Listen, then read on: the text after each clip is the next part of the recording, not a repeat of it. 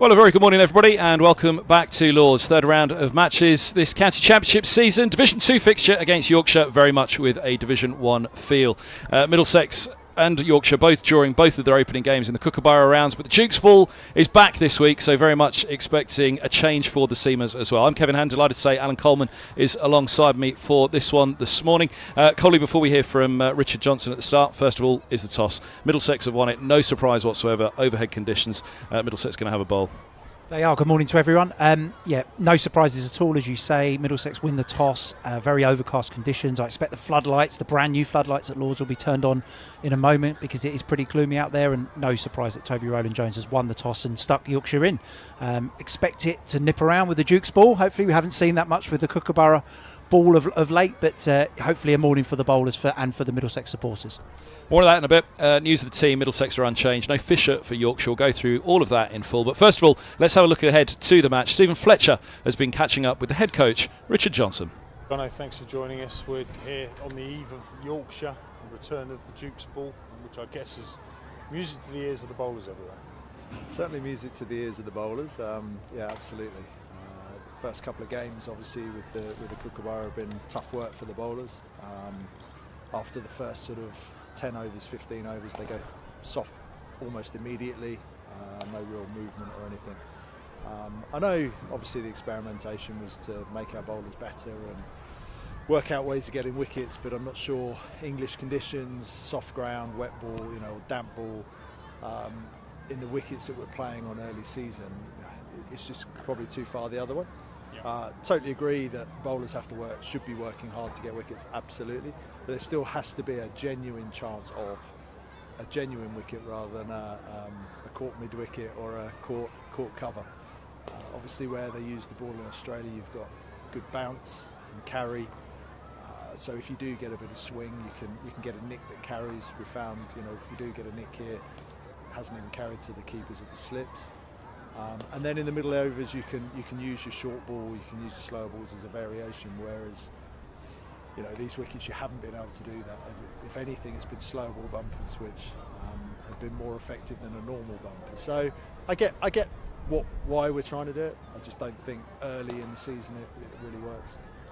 We'll come on to how much the batters have prospered in a moment, but I guess not a single result in Division 2 this round or last. I think one result out of the first 2 weeks of the season is not good for anybody, and I suppose the trial is obviously being run again in the middle of the summer. I guess we can only hope for better then. Yeah, it's good for the batters. Don't forget that bit. No, it's look, later on in the season when hopefully it's a bit dry, you get the wickets a little bit harder. We did it last year with that. Spin comes into play more. You got more opportunities to set plans up and try and take wickets that way. So, yeah, that's to come. Obviously, we've got the Duke back. We've got a good volume of batting in over the last couple of games. Our batters are in good form against that ball. We know there's stiffer challenges and harder challenges around the corner, but we're in a good place to challenge that head on. 160 years old this year, John, at the club, and I can't believe in all that time there's been a time going into game 3 when there are 3 batters averaging over 200. Let's list them. Obviously double 100 for Higo here at Lord's in what was a phenomenal record innings. 200 Max Holden, first of his career up at Northampton, 196 for Lewis. Phenomenal stuff from those boys, and you must have been delighted with, I guess each time they've gone out there they've been under the pump with scoreboard pressure. Yeah, both times obviously bowling first and then put big scores on. So looking up at the scoreboard and being that far behind, but showing that attitude and the application to bat long can only sort of help us moving forward in the season. But to be able to concentrate for that period of time and make sure that you go through to those big contributions all the way through has been amazing. And hopefully, as I said earlier, that gives us the confidence that even with the Duke now moving forward, we can get in good positions, we can play with the same attitude and the same commitment to getting forward and back and making good decisions, for long periods of time. We've spoken before about the importance of people knocking on the door and putting others under pressure. Unfortunately, Sam Robson picked up a tiny fracture to the end of his thumb in that opener, which obviously opened the door for Nathan Fernandez. Quick word on Nathan. First ever first-class performance, his debut for the club, goes out there and hits 100. How impressed were you with him? Obviously the first time many people have got to see him bat out there in the middle for any period of time. Yeah, he batted fantastically well. He competed all pre-season to play in the first game, to be honest. He was competing to get in that game. Just marginally missed out in that first game. Got his opportunity obviously with Sam unfortunately fracturing his thumb, as you just mentioned. But he's gone in first time ever, with his C-axis on in a first-class game, and just applied himself exactly how he has done all pre-season and what has impressed us all pre-season. And to be able to actually convert that out into the middle when the pressure's on and you're buzzing about playing and being able to control those emotions and actually go about your business exactly how you've done in practice was absolutely brilliant. And hopefully there'll be lots more to come. Absolutely, youngest centurion for Middlesex for many a year. It kind of is testament to what we've been saying about the production of our own talent coming through the ranks. You've got a number of youngsters alongside Nathan who are now featuring in that first 11. Must make you proud that we've got an academy structure that's creating cricketers to come in and they're proving ready to hit the ground running. Yeah, absolutely. You look around, I think we've spoken about our homegrown amount of players that we have, and it's a lot, which is brilliant and fantastic. The club want good homegrown players coming through and doing what Nathan's just done and Bams has done in the past, and Helmy and Blake, etc., etc. Higo, there's loads.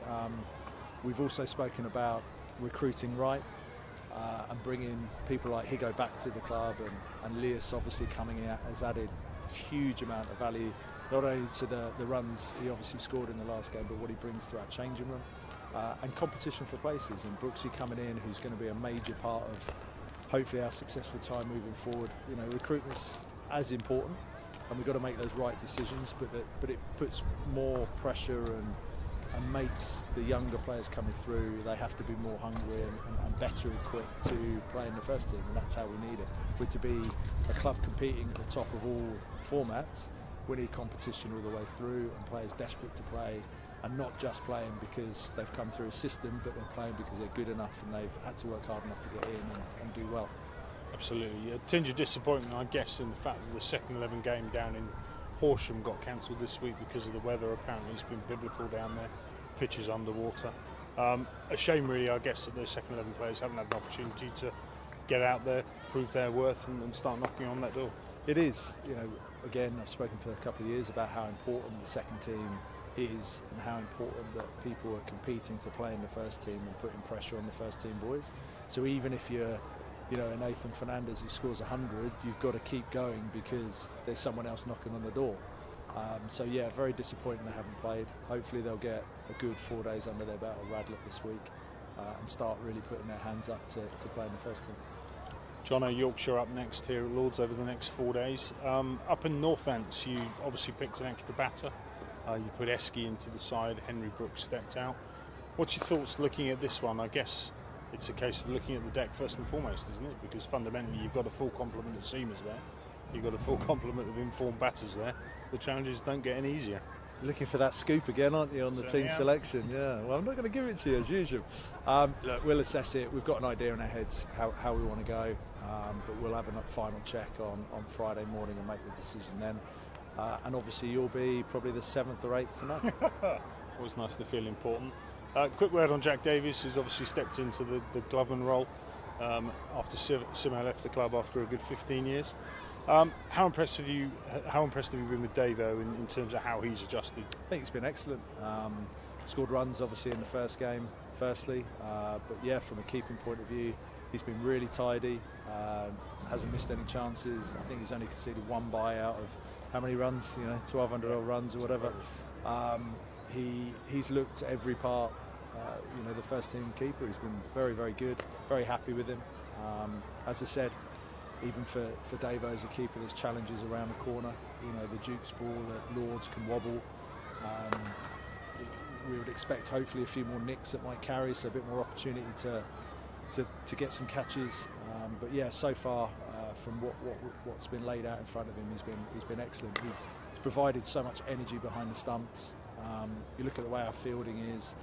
He's promoted that. He's got that going. So that's another area where he's been really good for us. So yeah, so far so good.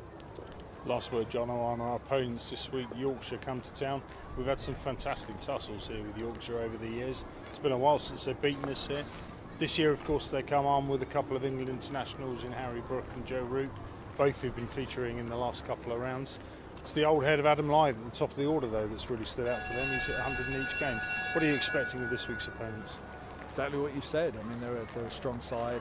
They're one of the best sides in this division. So we're going to have to be at our best to compete with them and try and beat them. They come with their England internationals, as you mentioned. So look, they'll be strong, but we're in a good place ourselves at the moment, and we're really looking forward to the challenge. And that's what it's about. This feels like a first division game, not a second division game. So we'll be head on trying to compete in this game and trying to win. All right, thanks for your time and all the best of luck. Thank you.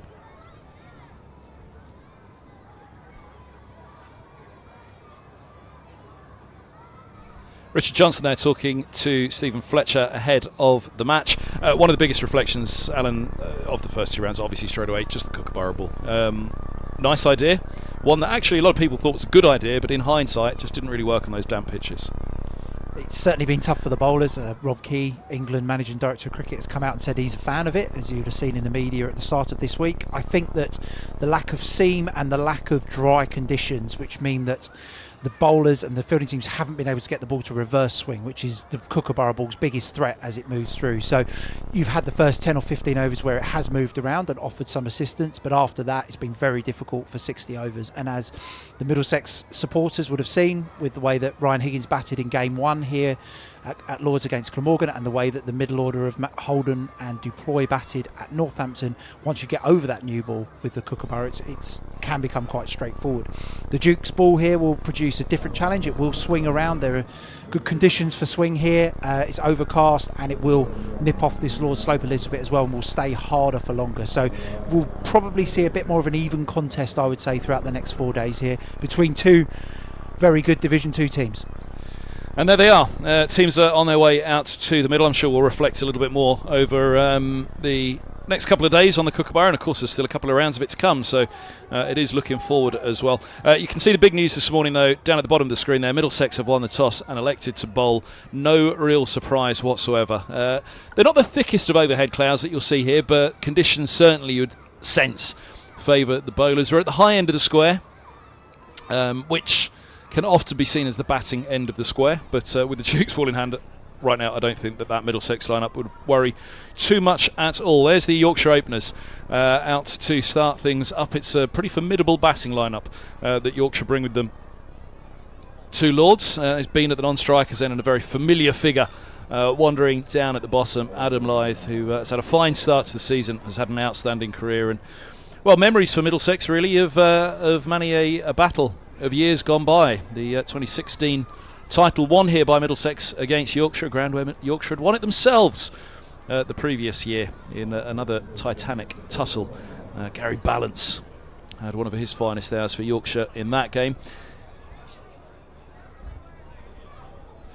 But there's Lyth, who was very much part of that side, and again tussles at Scarborough over the years with Tim Mercer, and he was elevated to the England side Lyth at that point. And wonderful memories indeed of encounters over the years between these. Ethan Bamber will open the bowling from the nursery end this morning. It is the first match at Lords since Toby Rowland-Jones Bold Ryan side bottom, but for the Yorkshire fans tuned in, we will not linger on that. But to be fair, that was they were wonderful memories. And dear old Dave Callaghan, such a good friend, now dearly lost to us all. The memories we had of the tussles up in the commentary box over those couple of years as well, with the 2 titles for Yorkshire, followed by Middlesex picking up that win. So this will be the first ball bowl between the counties at Lords since Roland Jones bowled side bottom, which, my goodness me, it does seem like only yesterday. 4 slips in place behind Lythe. Here's Bamber to get us underway. Right on the spot, inside edge. Got them excited straight away, but, well, unless it was pad first, but thick inside edge on that one. Immediately killed anything. Little chat between Bamber and the umpire. Let's have a look again. I think behind Lythe. Here's clearly Bamber to get us underway. But what came first? Yeah, Lythe outside the line right there. On the spot, inside edge. Playing a shot, so can't be out LBW, but a little bit of movement back into Adam Lythe from Ethan Bamber, working with that Lord slope from the nursery end.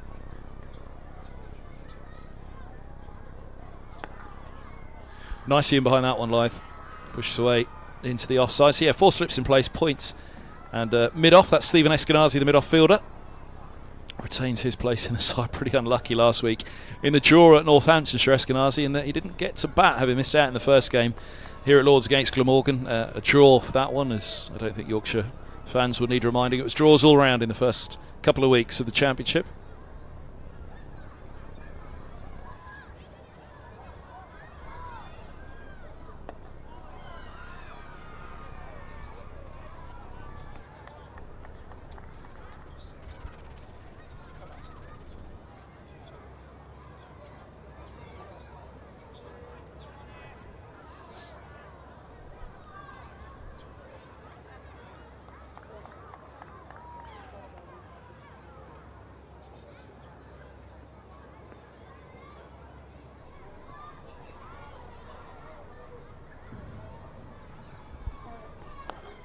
Lovely shot.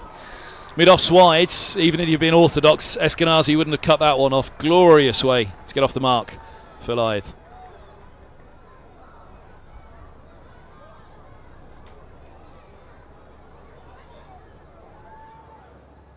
A very early contender, 3 balls in for shot of the day here. Lythe just shuffles across to off stump and a beautiful lovely shot. drive past. Mid-off's wide. Even if you've been orthodox, Eskenazi wouldn't have cut that one off. Glorious way to get off the mark. The Yorkshire innings and 4 runs.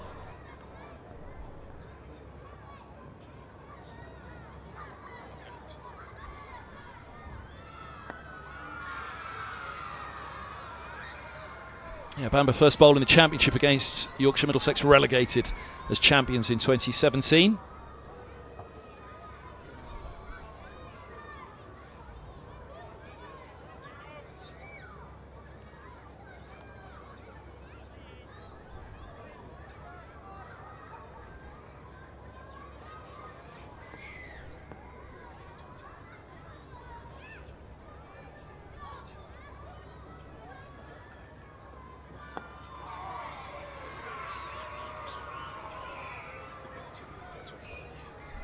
End of the over. Solid start from Bamber. That big appeal first ball, but a long way across Lythe with more than a hint that there was an inside edge as well. 4 without loss. The score been opening up, so that Yorkshire side in full. Adam Lythe, Finley Bean, Shah Massoud, the skipper, Joe Root at 4, Harry Brooke at 5, George Hill coming in at 6, Jonathan Tatzel, the wicket keeper, Jordan Thompson, Ben Code, Mickey Edwards, and Daniel Moriarty, formerly of Surrey, the spinner. Now here from the pavilion end, Toby Roland Jones running down the hill from close to the Warner, which is where the tip of the slope is here at Lords, runs all the way down to where the Edrich meets the mound just below us. So in-hill bounds with the pavilion behind him and a left-hander on strike. This brings back a few memories.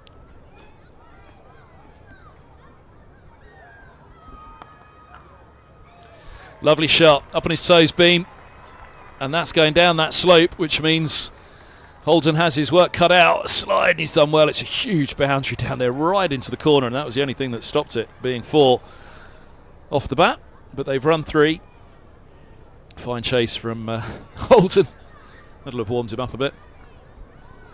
Roland Jones's first ball here, just touch short and a touch wide, and Bean just on top of the bounce. A lovely back foot punch there, and a nice bit of teamwork between Max Holden and Nathan Fernandez, the young debutant Centurion from last week. And a very steady start for Yorkshire. His last ball here at Lords against Yorkshire was a leg stump half volley, wasn't it? He got a little bit lucky because the Ryan side bottom steps across. You're a brave man to say he got lucky that day, I think.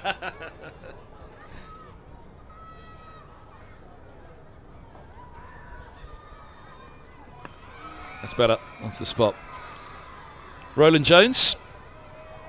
So the Middlesex side will go through them in a moment. There's Nathan Fernandez in the foreground, who impressed so greatly at Northamptonshire last week. But for Lythe, it's been a fine start for he. And well, all the batters up and down the country, but Lythe has certainly cashed in.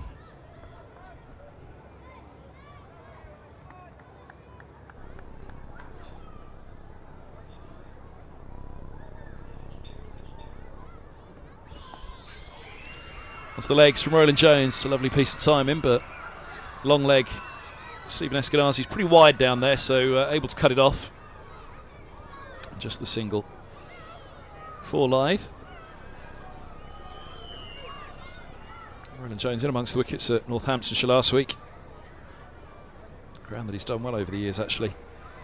But just too difficult a task with the Kookaburra to try and force anything for Middlesex.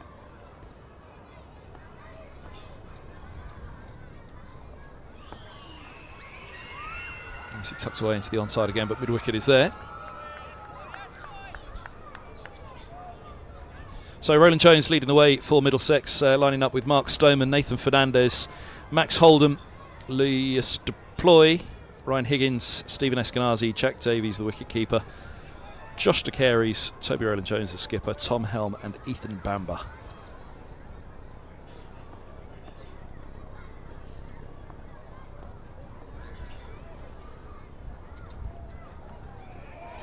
Well bowled, that's the spot. Bean wasn't sure whether to be back or forward to that one. A little dabble, gets away with it, gets his first boundary as well.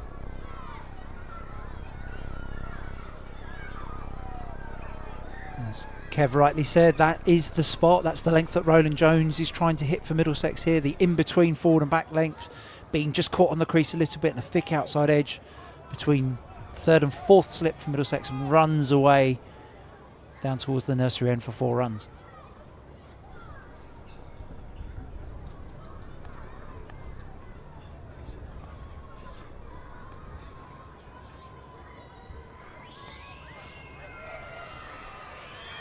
Clip fine. Eskenazi's got his work cut out this morning. He's got a short boundary to the grandstand to cover, and then that long chase down to fine leg. Holds him to a couple. Bean moves to 9. He'll hand over the strike to Lythe on 5. 14 without loss. The score here, Middlesex, if you're just joining us, winning the toss. Alan Coleman, the Managing Director of Crickets, alongside myself, Kevin Hand, on the mic for the start of this one.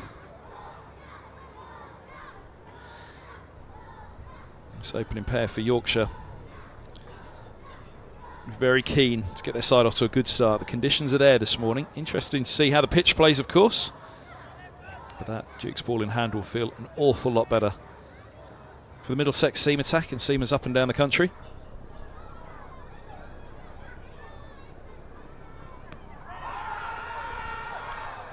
Back and across to it, but hit high up again. Might have just been a fraction of inside edge on it, but the appeal wasn't confident.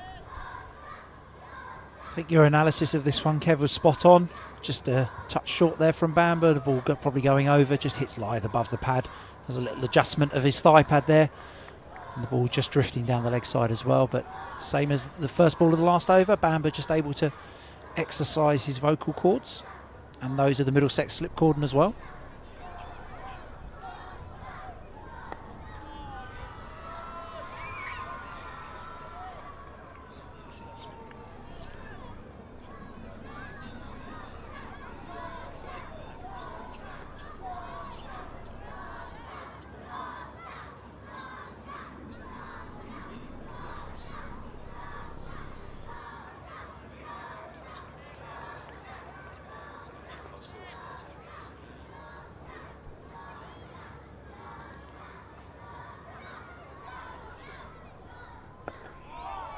Right up there again from Bamber. Just going back to that LBW appeal a moment ago, it hit high up,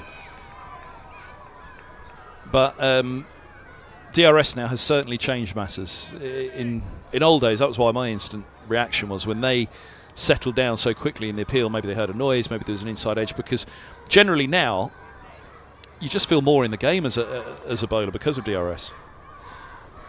You certainly do. Umpires are much more aware of DRS and how many balls are hitting the stumps. Lovely, glorious shot by Live. Second boundary of the morning for him. Eskenazi in the foreground there giving chase, but that ball's going to beat him all the way.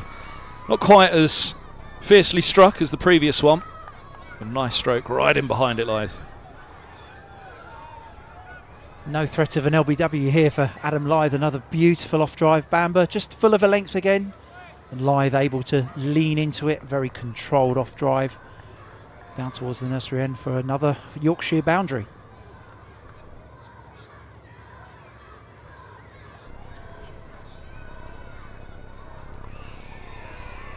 Had to get bad on that one. It's a thick edge. And it's another boundary. But that's a big win for the bowler as Lyth's turned around.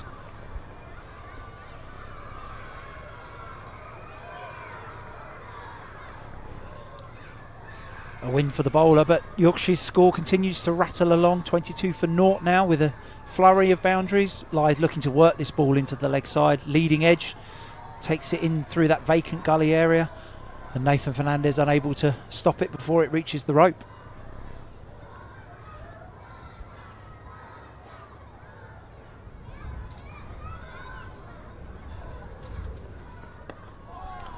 Right up there again, Bamber. Nice finish to the over. 3 bowls, 22 without loss, Yorkshire.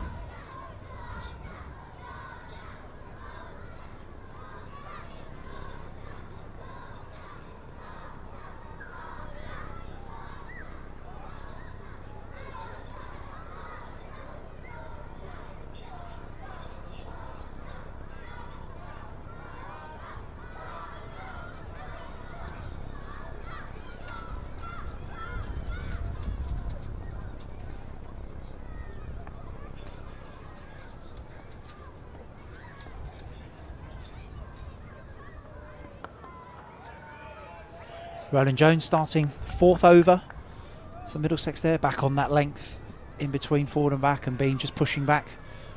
Controlled defensive shot back down the wicket. Middlesex be looking just to regain a little control here. Yorkshire scoreboard rattling along at 7.33 and over.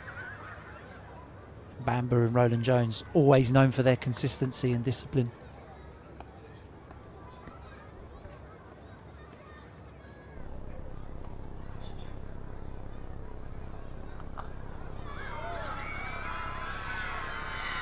Pulled away by Bean down to fine leg. Eskenazi just patrolling the shorter side there. One more run to Yorkshire.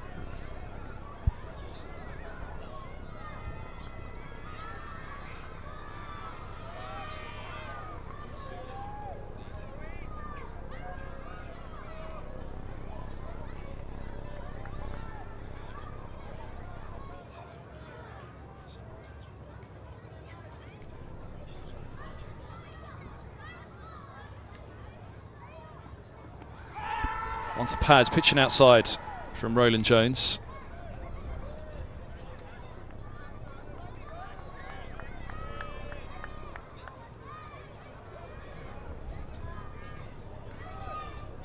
Third LBW shout of the morning here for Middlesex. Oh, looks a bit tighter. That I thought it might have pitched outside, but that on that replay looks like it's pretty close to the leg stump. Just shaping back up the hill to Lyth. Umpire Jack Chantry, formerly of Worcester, standing at the pavilion end. Not interested on that occasion. Actually looked better on the replay, I thought. It did, and Jack Chantry being a bowler himself, you wonder if he's one of those umpires that favours the bowlers, but not this time. Can have another look here. Let's see, just Roland Jones just in. Oh, you're right, it's tighter than you thought on first look, isn't it? But not enough in it for umpire Chantry.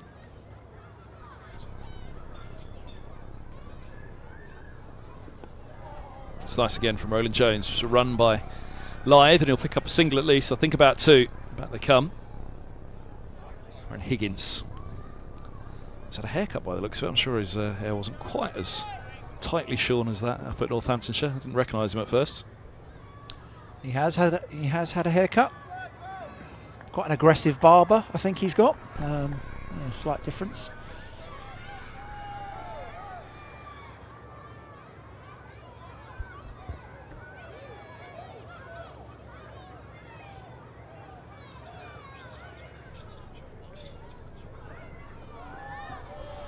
End of the over, 25 without loss. To the opening 4, a couple of overs for Roland Jones, 13 runs. But he's been bowling an aggressive line and length. These 2 Yorkshire openers. Just going back to that chat about the DRS, yeah, as we watch so many times now, and you watch it on TV, they go upstairs and all of a sudden, that's not going to be, oh, hold on a minute, that's clipping. Umpire's call or not. Yeah, I think the stat is 33% in that the stumps are with DRS are 33% bigger, because you only need just over half the ball to hit for it to be counting as hitting the stumps or umpire's call. So yeah, the batter's argument is the stumps have actually got bigger now with DRS, so that's why we're seeing more LBWs, and we've seen the pattern of more LBWs given for spinners anyway in the game of late. Full from Bamba and pushed by Bean. Lyth's got a couple of ways straight of mid-off. Roland Jones is giving chase from mid-on to collect that. Just a little fingertip taking the pace off it. It's been a very controlled start from the 2 left-handed Yorkshire opening batters here. A couple of outside edges found. You'd expect that with the new ball that have run away for some runs, but looked to dominate that slightly fuller length that Bamba's bowling, and Lyth has been very much up to the challenge against this new Duke ball.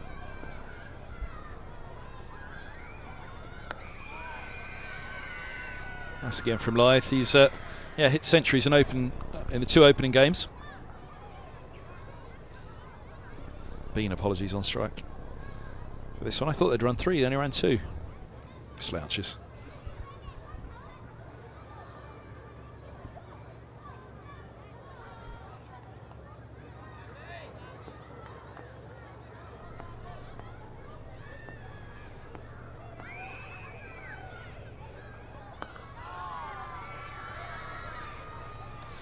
That's where Middlesex will expect to see Bamba, where Bamba will expect to see himself as well. He's known for that nagging accuracy. Interesting, he's probably changing ends here. We saw it against Glamorgan as well when Tim Murtagh has played over the years, and they formed the 2 of those such a wonderful opening pair that Bamba bowled a lot more from the pavilion end. He's shifted down to the nursery end here, giving Roland Jones his favoured end.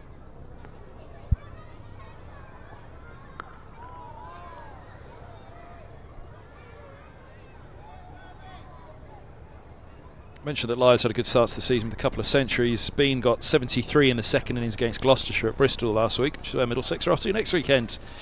Trip to the southwest, just 10 in the opening match against Leicestershire, then a duck in the first innings against Gloucestershire, 73 in the second. Debut in 2022. Listay first up against Kent, but then championship debut in September that year against Lancashire at Old Trafford. Standing up now, Jack Davies behind the stumps.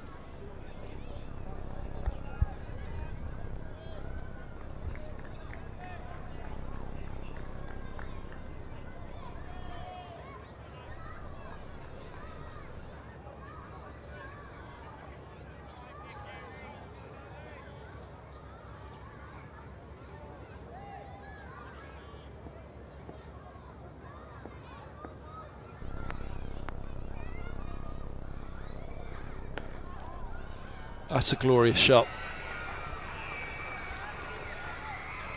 Only got a couple. Eskenazi pulls it up inside the rope. But a lovely shot to end the over for Beam. He moves to 14. Lyth will have strike on 15, 29 without loss.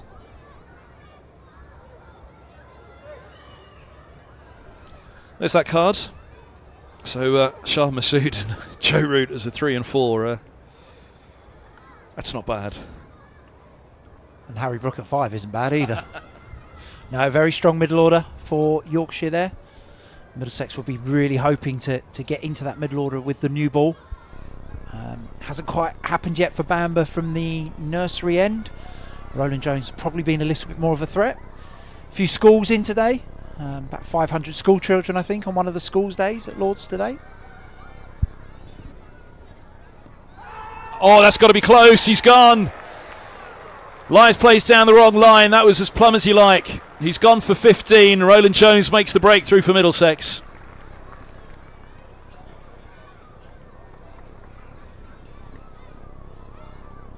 A much needed wicket there for Middlesex.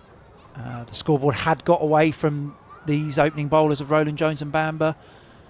Roland Jones has just started to find a little bit of threat here. The 4th LBW shout of the morning, 2 for Bamber, 2 for Roland Jones. This time Jack Shanktree, the umpire, happy to oblige. So we have a look at the replay here.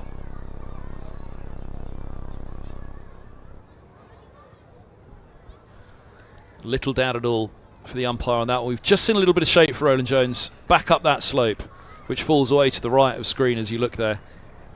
That would have been the only element. Was it just doing enough with the slope to still clip the off stump? I think it was a pretty good call from Jack Shanktree. Yes, I think so. Pitched in line. It looks like it pitched in line from that first replay. A little bit of shake back up the slope. You're right, it has to do enough to get the umpire interested with the slope going away from the left-hander. As another left-hander walks out here, Shan Masood. Obviously Middlesex members and supporters would have seen Masood play for Derbyshire here a couple of seasons ago. Let's just have another little look at that replay that saw the end of Adam Live. Yeah, just a shuffle across. Hit him in the knee roll. Pretty traditional LBW shout that for Roland Jones.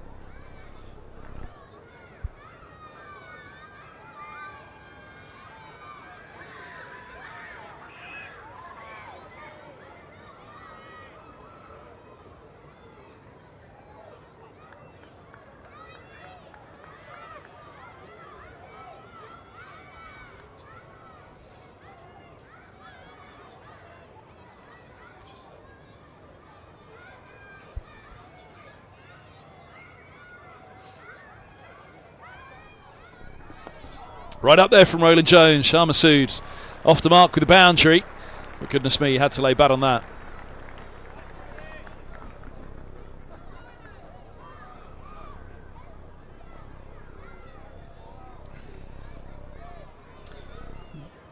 Middlesex members saw this a lot from Tim Murtagh. When he'd got a wicket, the follow-up ball would be pretty full. And threatening all 3 decisions there. Bowled LBW and caught behind potentially, but that one Shah Masood on top of. Clipped through square leg for 4 runs to get his account underway. Start by Holden. Mid-off. Masood had a bit of fun for Yorkshire, for Derbyshire against Middlesex a couple of years back at Chesterfields. Middlesex's bowlers came off, well, all the players, the batters as well, and just said, goodness me, that's a cut above.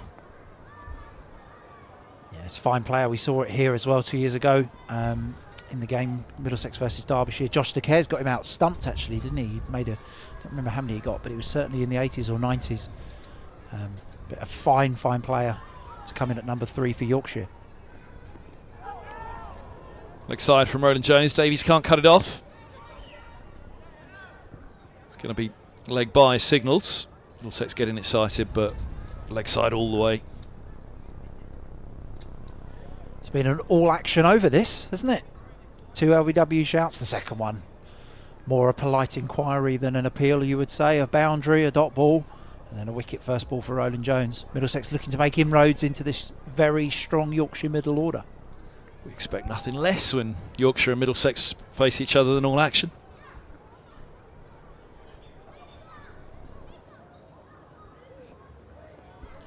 Really did have an incredible run, 2014, 2015, 2016. Yorkshire winning those 2 titles in 14 and 15, and then Middlesex in 16. It was really a golden period at the top of the county championships, and outstanding players. This man was at the peak of his powers. Toby Roland Jones went on to that England Test debut in 2017, picked up the 5 for against South Africa before injuries very sadly for him and for England, took hold.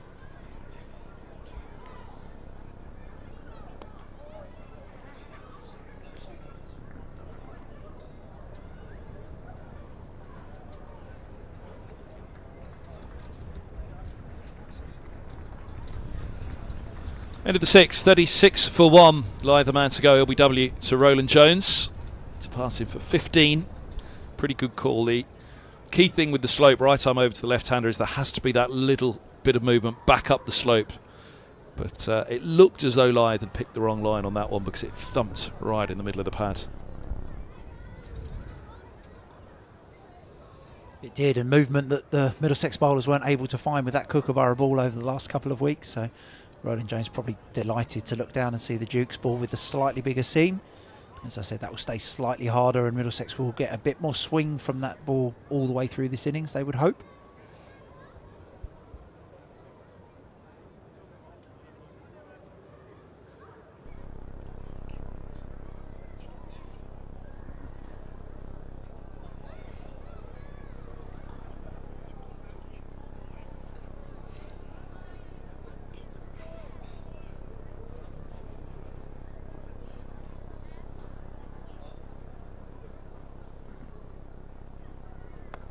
Good start to the over from Bamber. That's taken from a pretty straight line from Masood down to Holden at long leg. Pick up a couple more. Take this scoreboard over again.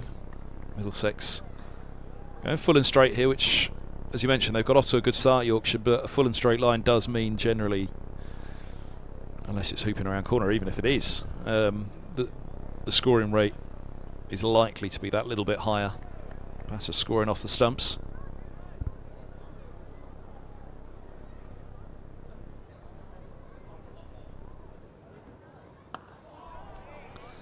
Very good from bowler and batter again, right on that off stump, and Shah Masood right in behind it. Masood, who's 34 now, born in Kuwait.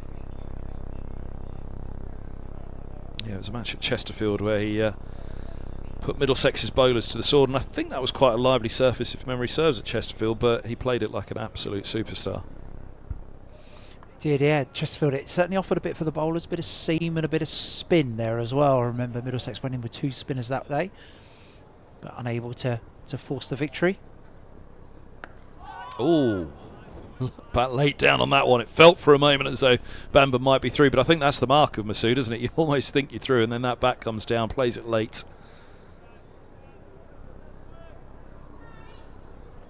A little bit too much chatter behind the stumps from Jack Davies. Umpire just wandering down to have a little chat. As we just watch this replay here, Bamber just threatening that front pad and the off stump as you would expect, and tiny word between umpire Richard Illingworth and keeper Jack Davies. The umpires are very, very strict now on the ball being thrown back in the direction of the batter, so I wonder if there's something in that.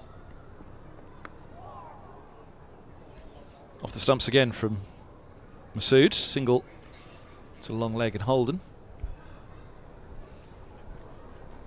Ah, is that what it was? The return. I was thinking maybe the keeper just had a little bit too much to say. Well, yeah, possibly. Not short of a word or two behind the stumps, is he, Jack Davies? No, he isn't. No, Jack does enjoy a chat. But I think that, yeah, as I said, the umpires in ECB, and I think rightly so, over the last couple of years have got very, very hot on bowlers and fielders throwing the ball back in the direction of the batter when they're not attempting a run. So wonder if he's just encouraging Davies just to step aside and ensure that the ball isn't going in the direction of the batter there.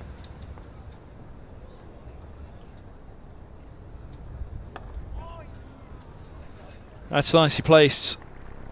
Chase here for Mark Stoneman, former Durham and Surrey opener, and England, of course.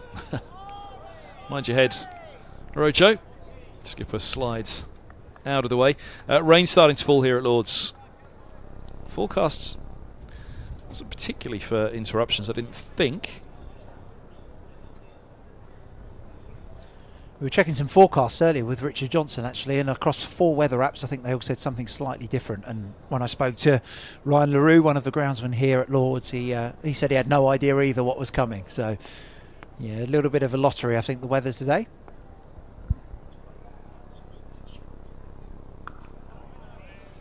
End of the over, 41 for 1. Let's hope it's just a spit, which is all it appears to be at the moment. The wind is coming in pretty strongly from over the back of the Warner stand, where there's a patch of blue, actually one of the rare patches of blue that we've seen so far this morning. So does that mean if it's coming in from over the Warner stand, is that swing conditions, Kev, or is that seam conditions? Well, according to the and who could doubt a president? According to Mike Selvey, over the back of the Warner, over the back of the pavilion, where it just comes in between the Warner and the pavilion there, as you can see over the bowler's bar. It's going to swing if it comes in from over there. That was always Selv's theory when he turned up as a player here. And if it's coming in from behind, the umpires have decided that's it. The spit of rain is too persistent. As you can see, they're not exactly running for cover, but the umpires have decided it's enough.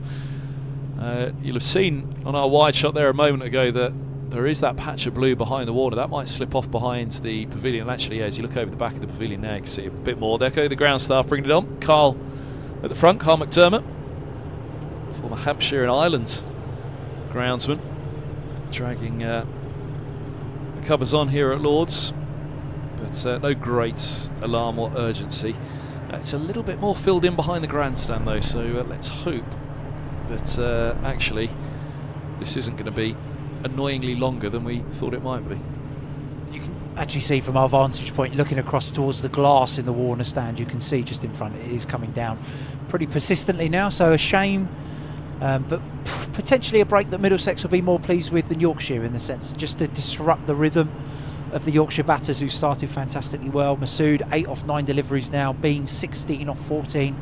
Middlesex have obviously seen the end of Adam Lyne for 15, but a very good start from Yorkshire in terms of run rate, and as I say, a break that Middlesex are probably more happy with as the rain falls at Lord's. There we go, there's the spits of rain on the camera. Pavilion's pretty well populated this morning, as you said, Coley. So again, it's one of the biggest fixtures, isn't it? Which has had a bright start for both. Been 16 from 14, Lyne's 15 from 19 as well, before he was trapped LBW by Toby Rowland-Jones. Shah Masood's had a fine start as well. But yeah, Middlesex, having won the toss, they'll want those couple of early wickets just to get in amongst what is, as we've been saying, a strong middle order.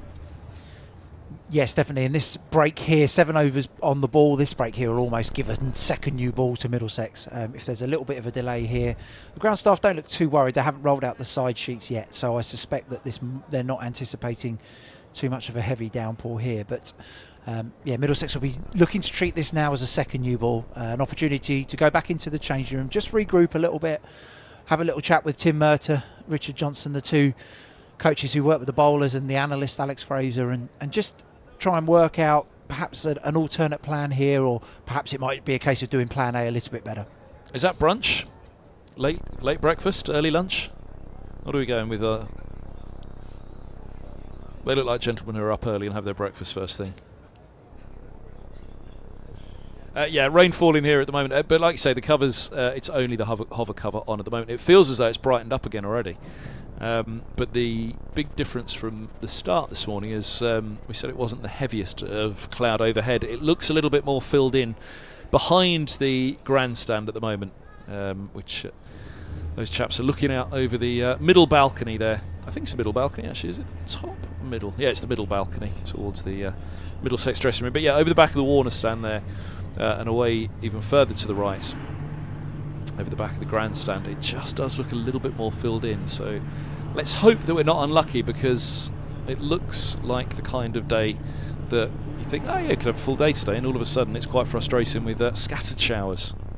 And as I said, noticed that they hadn't yet started at Chelmsford, Essex there, and they hadn't started at Kent either. So obviously a little bit of rain around in the southeast of the country.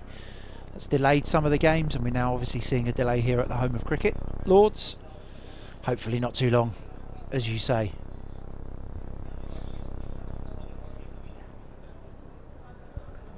Yeah, those off to the east. The weather is coming in from the west, so they're not going to have much luck at Canterbury or Chelmsford in particular, for the next little while. It looks as though the ground staff are going to head off and grab some more covers. which might be a cue for us. But there's exactly what we're talking about. You see that heavier cloud over the back of the Warner, and that's exactly where it's coming in from, really. If anything, actually, there's a slither of blue there that, again, is just sliding behind the pavilion. Frustratingly for us, we'd really love for that to be coming this way, which more often, actually, it is generally the direction the weather comes from here at Lord's, but slightly more to the west-northwest, indeed, for this one. The weather coming in, so yeah, that grey cloud could be with us for a while, and there's no breaking up in the cloud either, so this could be a frustrating wait for both. I wouldn't start talking about an early lunch just yet. That's an hour away, or 55 minutes away anyway. But what have you seen out there in the first few overs in terms of movement? In terms of they've got a Duke's ball in hand again at last, the Seamers, which they've obviously been craving the last couple of weeks.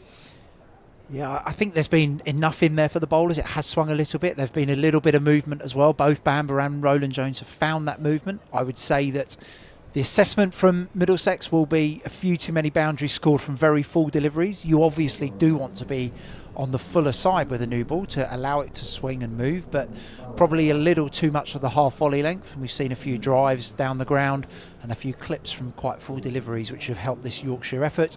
I think Yorkshire, credit to Bean and Live for the way they started, and Masood has obviously come in and looked to score quickly as well from his 9 deliveries that he's faced. So I think Yorkshire will be very happy with their start, disappointed to lose Live, but I think Middlesex will be, as I said, will be happy with this break and happy that to have the opportunity to go back out there, regroup with almost the feeling of a second new ball.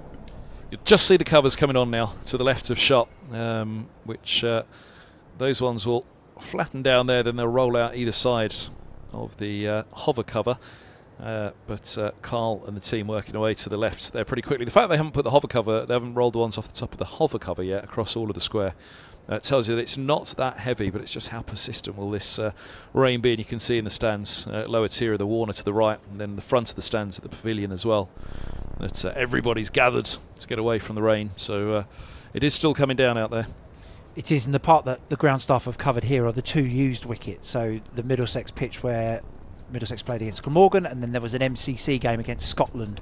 So there's 2 pitches here which are used, and they're often the ones that if you do get a bit of rain can delay a restart because of the footholes and the mud that is created when it rains. So that's probably why they've covered that one to start with, but I'd expect these side sheets to come out pretty soon as well here. We never really got a chance to have a chat about the toss, and just in case this rain persists all the way from lunch, and I don't know when we'll see on the schedule after that, thoughts on the toss, thoughts on the pitch coming into this one. It's the higher end of the square, as we've mentioned.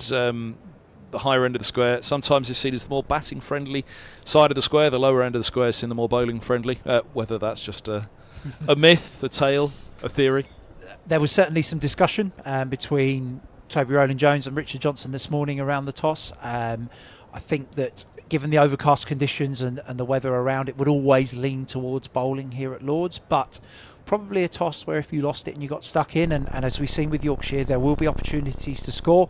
The pitches at the top end of the square here often are a little drier, so yeah, you're perhaps right there, Kev, with your slightly more batter friendly assessment. Pace of the surface as well can sometimes be a question at the top end of the square, can't it?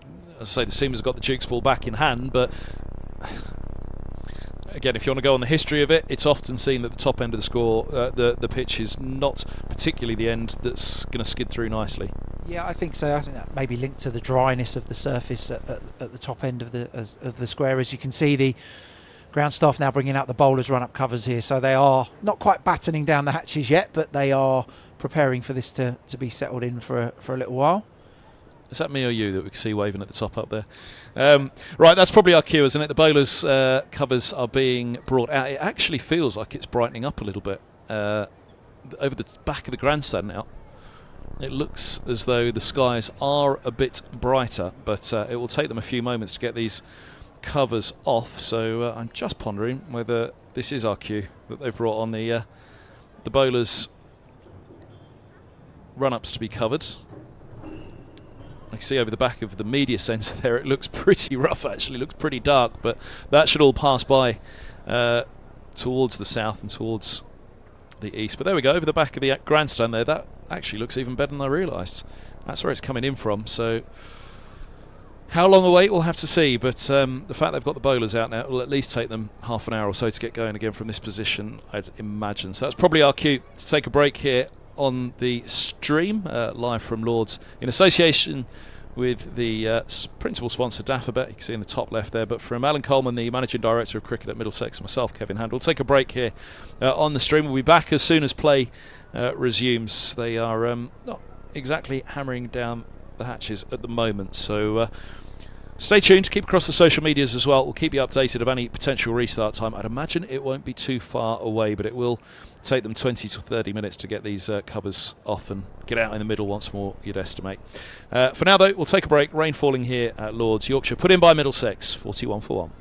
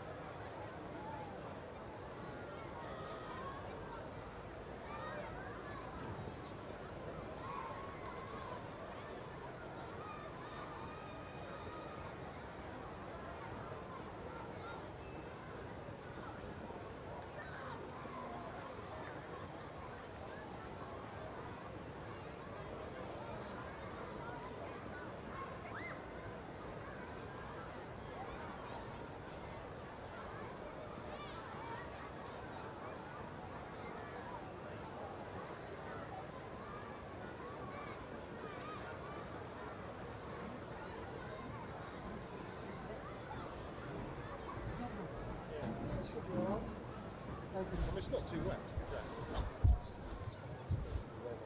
Absolutely sodden. Not ideal, but it's actually a legal for 90 minutes.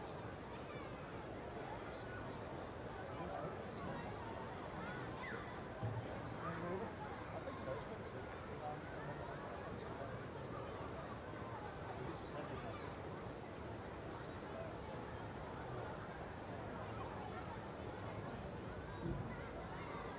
Of course it is. He's off the ball. Really put it down.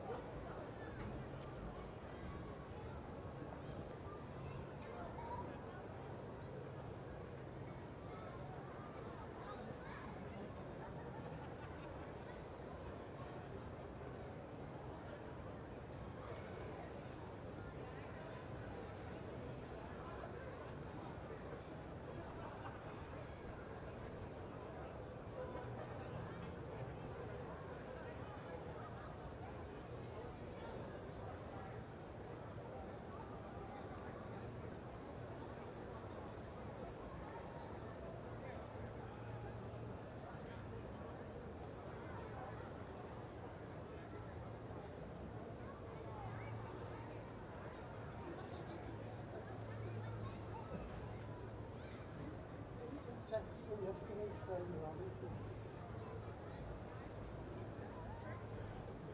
I'm not going to that's what you said about it.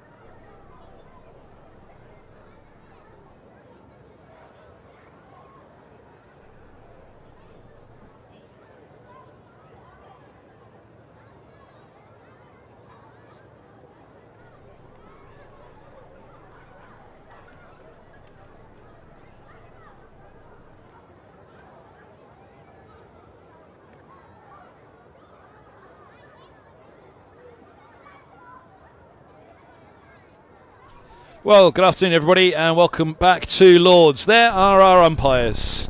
Heading out to the middle, umpire Illingworth and umpire Chantry, Jack Chantry on the left.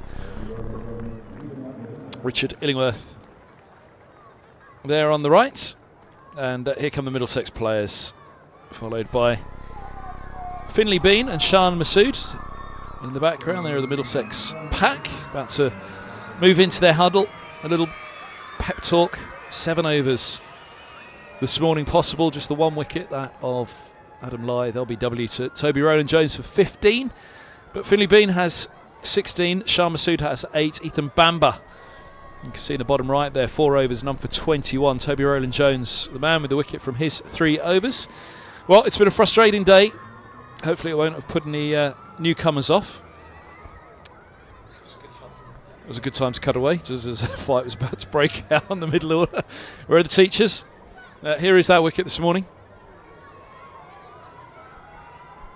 Full, straight, nipping back. And pretty easy decision, that one, for umpire Chantry. I think you can see in Lyth's reaction as well, he knew he was in trouble. A slight shower followed.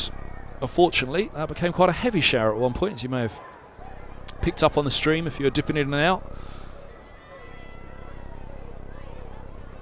But the sun is out now, and hopefully a good couple of hours play to come. There is another threat of a shower, a band of rain coming in again. 2 bands of rain today. We've had one of them. There's another one to come at some point. Just how heavy, how prolonged it is, we'll have to wait and see. Will that come in around the tea interval as well? If we want to look to a positive, this one landing around the lunch interval. But look at that for a shot. Beautiful work and a beautiful scene. Rowland-Jones onto the pads with play resuming, and Shah Masood a nice little clip for 2. Stephen Eskenazi from long leg beating Mark Stoneman on the rope. Masood 10 from 10.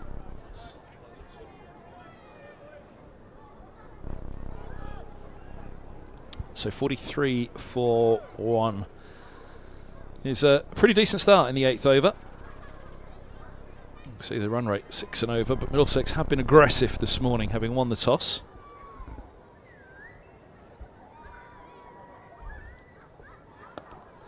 Oh, it's a lovely shot. Put away by Shah Masood. Dismissive stuff from the Pakistan left-hander.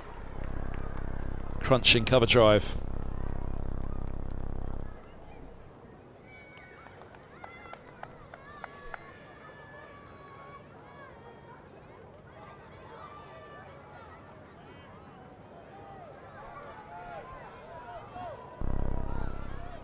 Another look at this one. A little bit of width offered from Rowland-Jones. Going down the slope. So as soon as it starts wide, left-hander leans into it. It's a little tight to him on that occasion. Masood onto the length pretty quickly.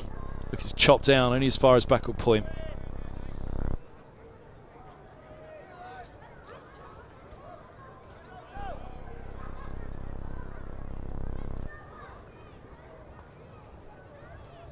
It's the kind of length Toby Rowland-Jones used to work on in his pomp. Batters not wanting to get forward.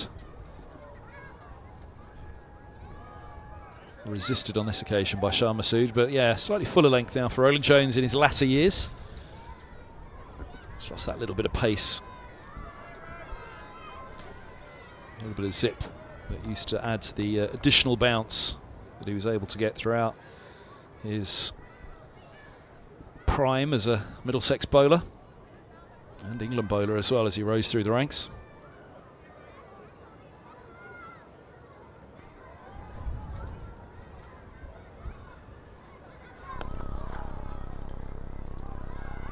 Gentle push on this occasion from Shah Masood up to Max Holden, who went well last week at Northamptonshire.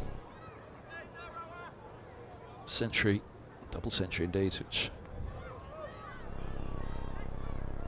solidified his place in the batting lineup, and especially at number 3, where he's been elevated back up the order. Former England under-19 captain and opener.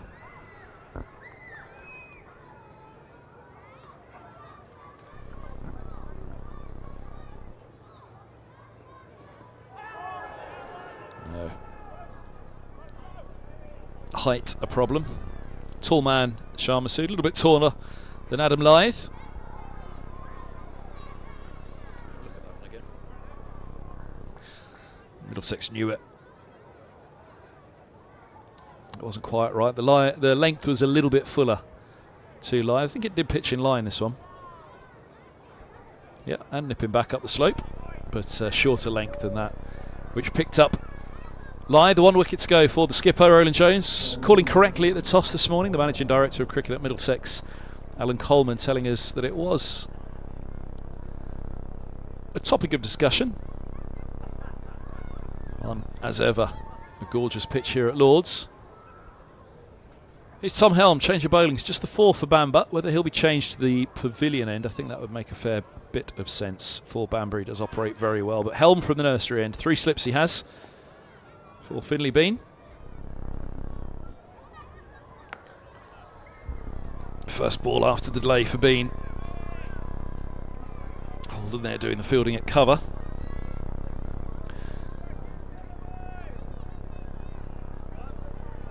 Bean, who got that triple century for Yorkshire in the seconds. First Yorkshire second 11 player to hit a triple century in 2022.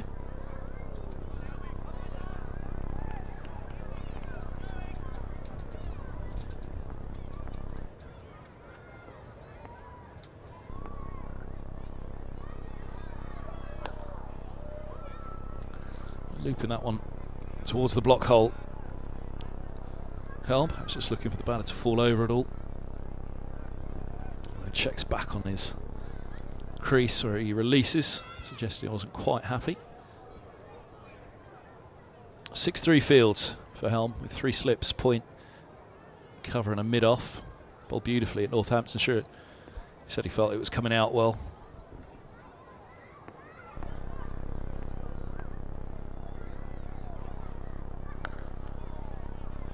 That's the spot where he wants to be, there or thereabouts.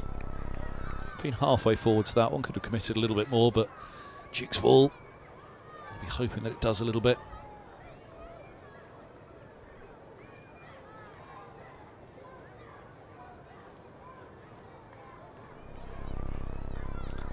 Middlesex will just be keen to see what pace there is in the surface for them. That was one of the big problems with the Kookaburra.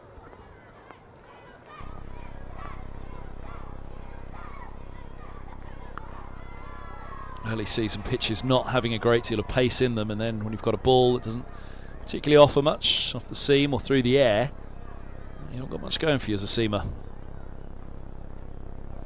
Now with the Duke ball in hand, looks the conditions overhead, whether they assist the swing. It is something of a northeasterly, this breeze.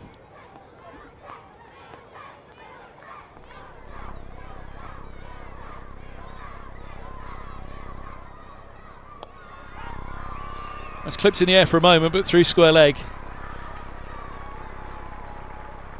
This excited the school kids. And it's brought up the 50 for Yorkshire. 53 deliveries, 37 minutes, 51 for 1.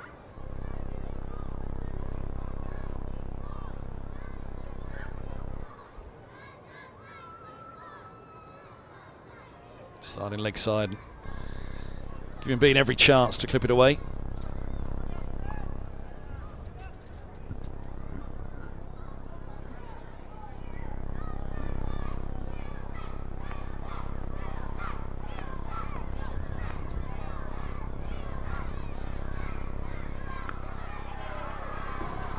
Good finish to the over from Helm.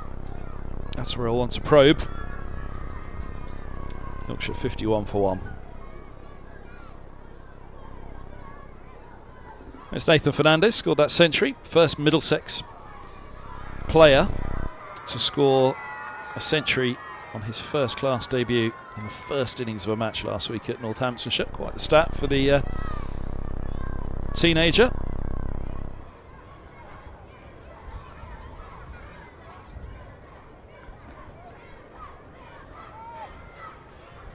Many memorable moments over the years for this man. Hoping to add to a few more yet before his time's done.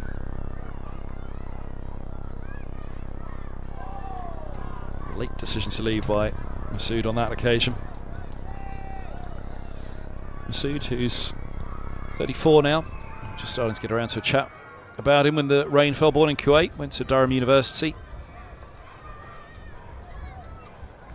He's played in 33 tests for Pakistan, averaging 28. 4 centuries though. Test cricket, 950s. First class average of 40, and somebody Middlesex would love to get rid of dearly.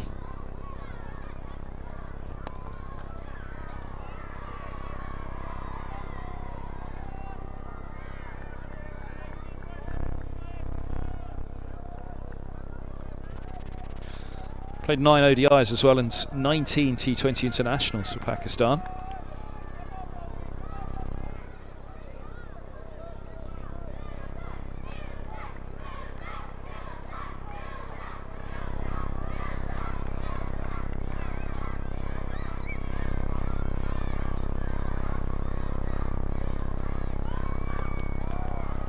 Nice shot.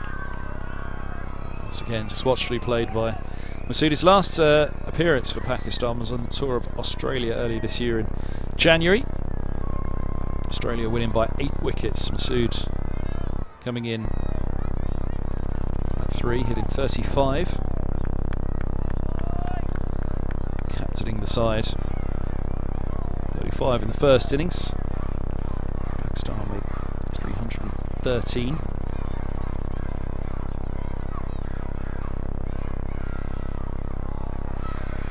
First baller in the second for Masood, caught Carey, bowled Hazelwood. All out for 115, Pakistan.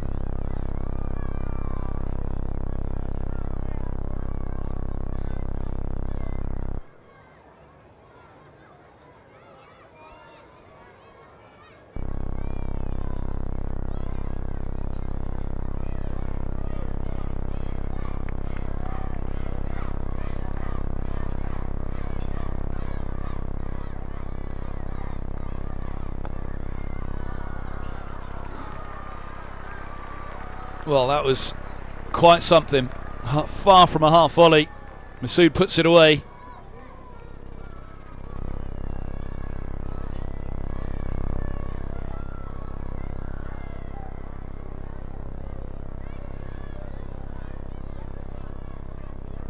A little bit of width, a little bit too full. Masood cashes in fully.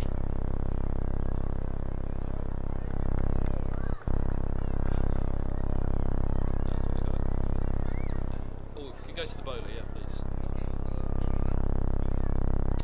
Discussion with Ryan Higgins. Pops up to have a chat with the skipper. Spotted something, Higgins. Fielding in the covers. Can be in a gully, Higgins, but in the covers at the moment. And a little word for his skipper.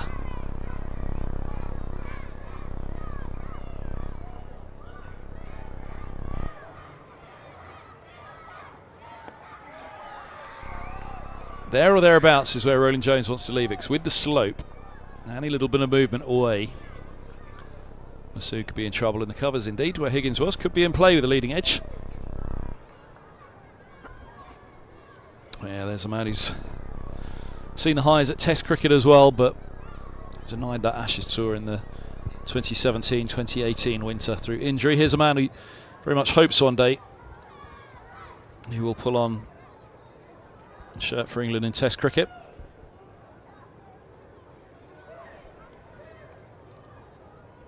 He'll be 30 in May. It's been the next cab off the rank for what feels like a decade now for England. Short and wide. Bean happily goes after it. Punches off the back foot, a little edgy. 3 slips in place, nobody then until points. A short boundary to the Warner stand, which Bean was happy to go after.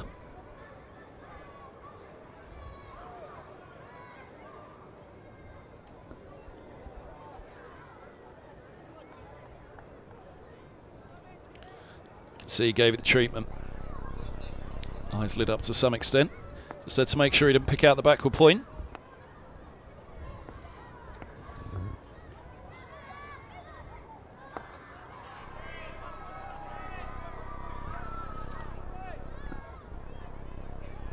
Helm is was born in Stoke Mandeville Hospital, Buckinghamshire, 7th of May, so soon to turn 30. 52 first-class matches, 40 List A, 89 T20s. He's been in or around England squads, but has never made a full appearance. C-team fixture against Pakistan, indeed, in COVID summer.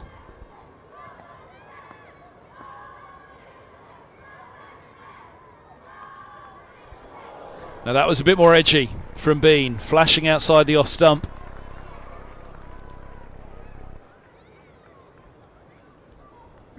Slips are all prepared, hoping to get involved, but not so.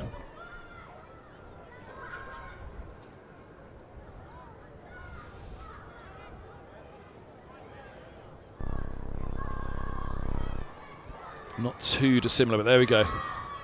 4th slip, maybe. Ollie Rayner, remember him, Yorkshire fans? In at 3rd slip, might have had a chance at pouching that one.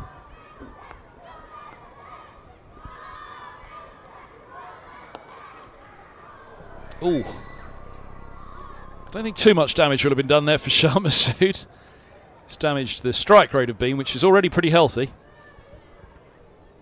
Well, that could have been 4 more. Let's have a look at Masood at the non-striker's end. Just over-pitched and, bumped back. Hard to tell, actually, because it was bumped back at him, what pace it would have kicked on the second pitch ahead of mid-off, but Bean will feel he's missed out on at least one there.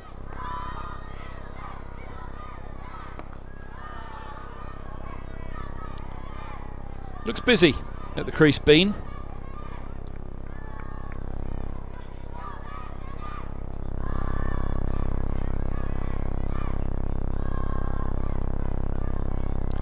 Scored that 365 against Nottinghamshire.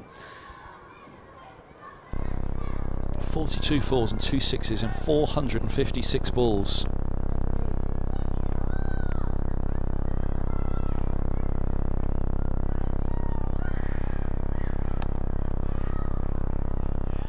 Quick single to end the over.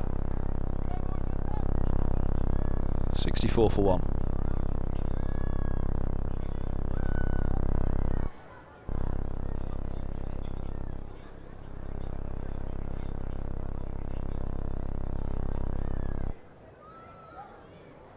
Helm, he's got 144 first-class wickets to his name now, average of 31. 4 first-class 50s now as well, after 64 against Glamorgan here in the first round.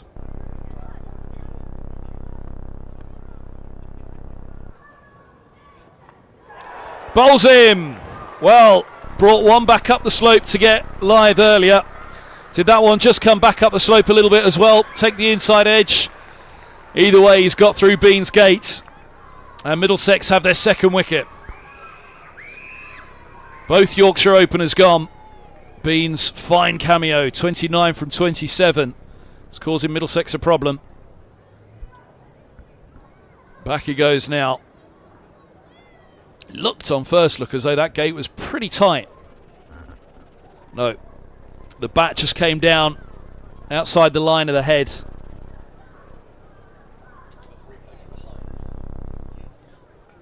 And off stump is rocked back. Bat seems to come down and around from Beans to try and get back in line, try and tighten up on that pad, but it was too late. Just watch. At the moment when the ball passes the inside edge, you can see the gate was shut all too late from Bean. Good start, but only a cameo. Here's Joe Root, the man that Middlesex desperately wanted to get out to the middle early. Well, they've got him out there now. 12th over, and a bit of seam movement doing the trick for Roland Jones at the pavilion ends. But they got the big two, Shah Masood and Joe Root together with the ball in its 12th over.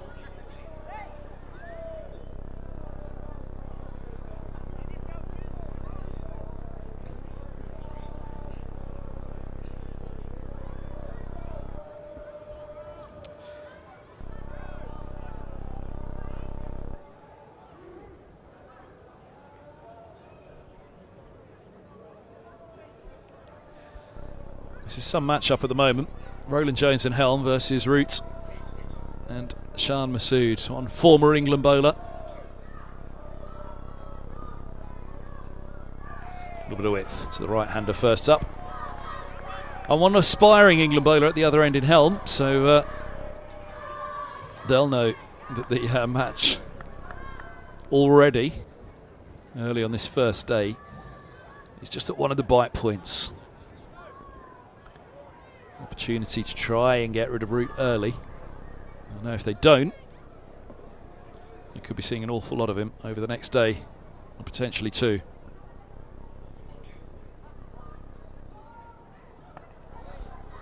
Nicely played for the single. Root's off the mark.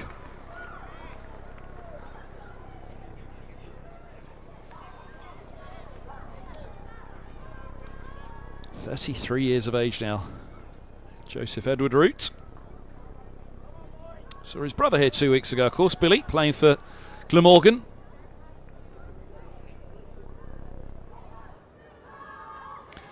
He got a 50 in the Glamorgan first innings. Root will be thinking of something much bigger here.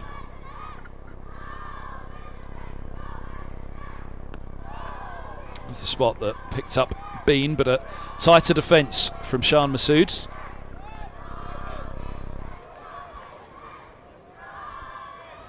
I'll look at this one again from Masood. Just watch that back coming down. The difference being about as it came down and came through under the head, tight to that front pad all the way.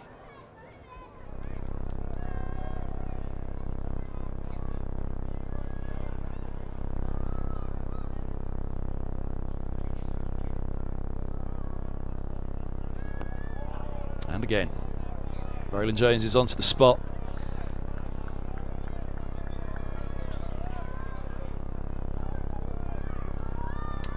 Middlesex Managing Director of Cricket Alan Coleman was up with us earlier, and as he said, the rain delay actually is going to give Middlesex 2 opening spells against Yorkshire. That first 7 overs this morning, 3 for Roland Jones, 4 for Bamber. Now he goes again.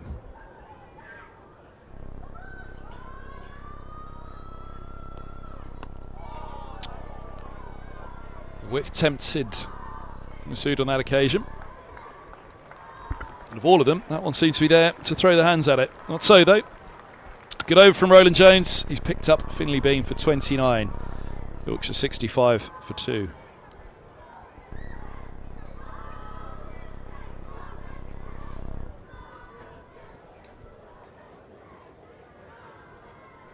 Let's have another look at the stats of Joe Root, who has played in 140 tests, 209 first-class matches, so 69 for Yorkshire and 140 for England, averaging just below 50. In Test cricket, just below 49.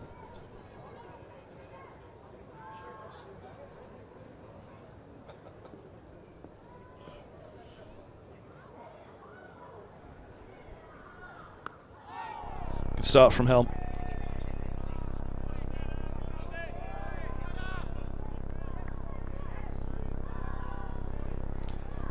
This is the man who would dearly love to put some England appearances next to his name, but this man's got plenty. 171 ODIs, 32 T20 internationals. High score of 254 in Test cricket.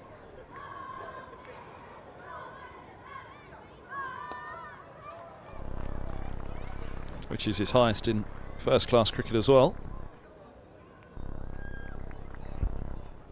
12 centuries for Yorkshire, 31 for England.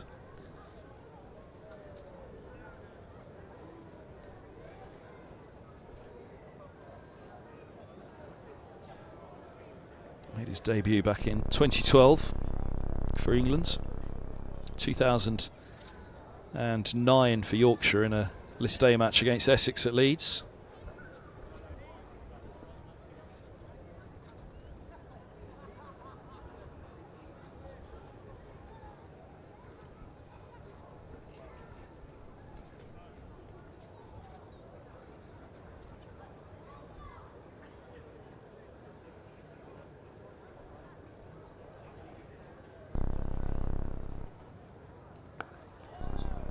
Taken off the stumps by Shah Masood.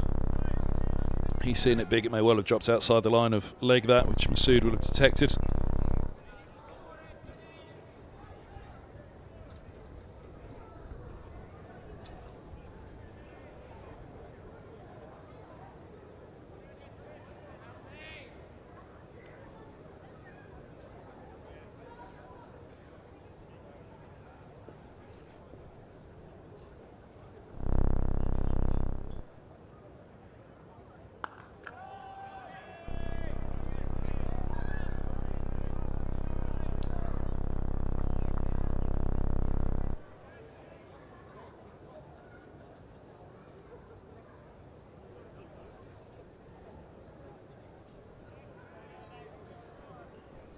Fascinating passage of play right now. Two batters very much setting themselves up right now, thinking about the long game.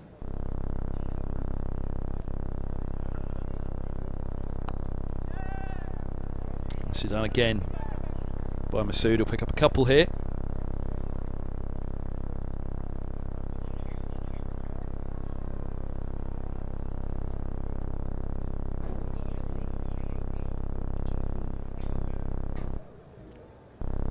Sun breaks through again here at Lords. It's going to be one of those days.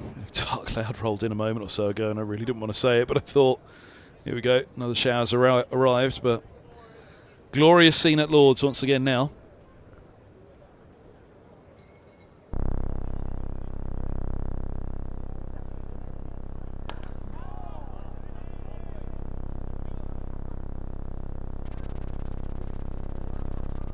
End of the 13th. 68 for 2.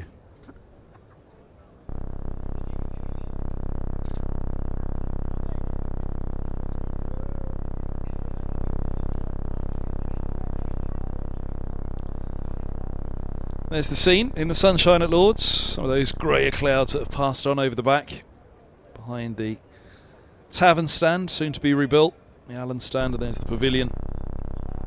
The bowler's bar and the Warner was just coming into shot. It's a glorious scene here at Lords today in the sunshine. Oh, back to the Duke's ball. And a word with the umpire. Come on, where's your handcuffs, umpire? Will it go through?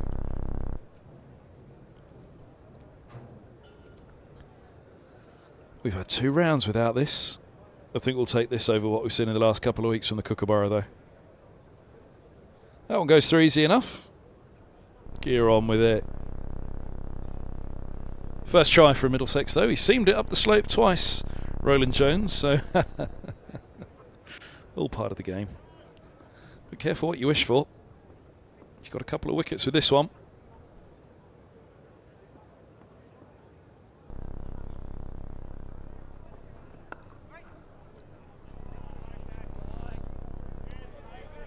Played it with a bit of time there, Root, and that's something the bowlers this morning will have been probing for, to see what they get out of this Duke's ball, of course, but what they get out of the surface as well, how the ball reacts to the surface, what pace there is. That was the big problem with the Kookaburra for seamers up and down the country. The feeling was the Kookaburra would hit the surface and die. Pace, bounce, nothing in it for them at all, no movement sideways. That's a little short, and Root beautifully, deftly dabs the ball down to deep third. Turns for a comfortable third. There was no margin for error with the Kookaburras in the first 2 rounds for the bowlers. Well, in the 14th over of this Yorkshire innings, there is going to be no room for error at all because of the class of the batting pair out in the middle for Yorkshire right now.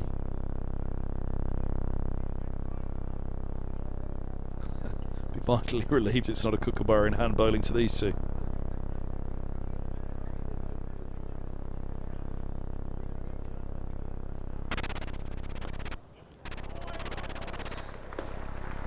Leg stump half volley.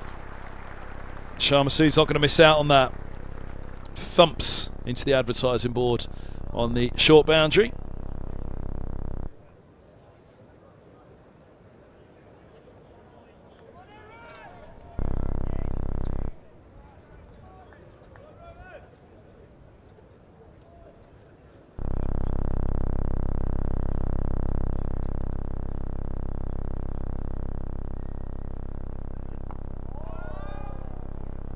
That's the line he's looking for in the length. Just wants to leave it there to the left-hander. A little bit of shape coming back up the slope. Started too straight, and that man's going to punish you.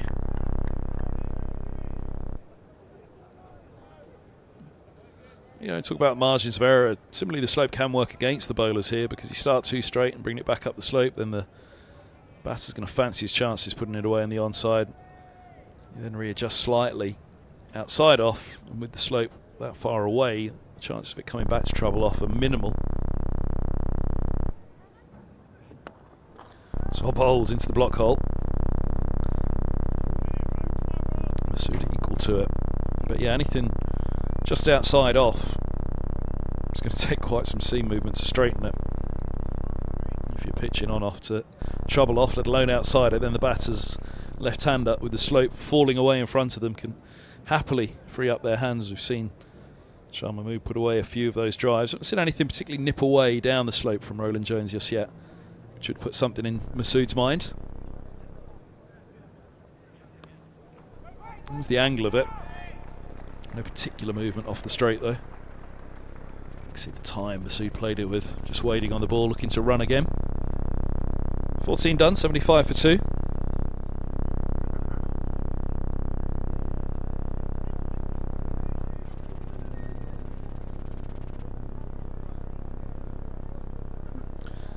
There's the grandstand, lower tier. It's the closest you can get to the action, it suggests. Tight on the currently what is the leg side to Joe Root. There's the grandstand behind him. Pretty much standing or sitting just over the shoulder of the square leg umpire, Jack Chantry, in the background there.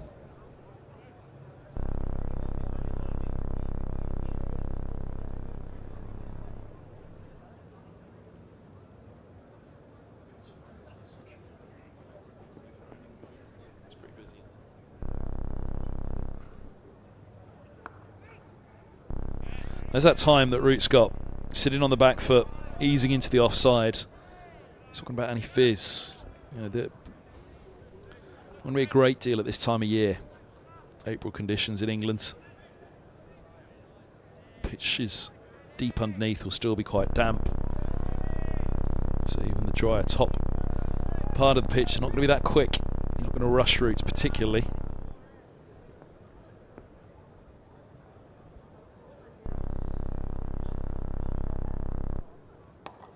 If anyone's got the chance, it's Helm. He's the quickest of the Middlesex bowlers on display in this match.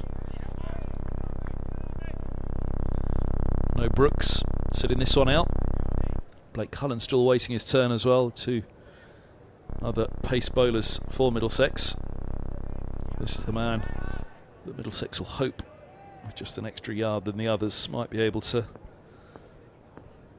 use his pace to trouble the batters.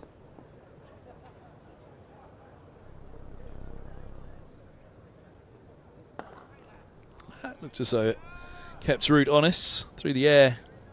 Maybe just a little bit of movement for Helm there. At first, thought he was opening his body shape up to access the onside, but respectfully strokes it back to mid-on. Just felt as though that right side of his body was ready to come through there, Root. Looking for a clip through mid-wicket. Through wide of mid-on. Just a gentle drive, a gentle push in the end.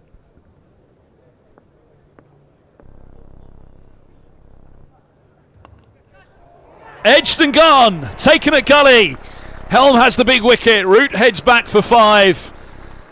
Good over from Helm so far. He's asked questions. The ball before might have just put something in Root's minds, but on that one he stretches too far outside the off stump. And that extra little bit of pace that Helm possesses in this Middlesex attack finds the edge. Straight to gully. And Root pretty much straight back to the pavilion. Just 5 to his name.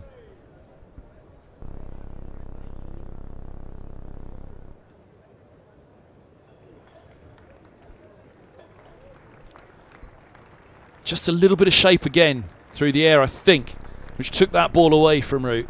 Ball before looked as though his body was ready to open up and clip through the onside. Ended up pushing to mid-on. That one maybe saw the width and then was chasing it a little bit in the end. just moved late before pitching. He just took it away from Root. Higgins holds on. Big catch. Safe pair of hands. Ryan Higgins. Big wicket for Helm. Middlesex's decision to field first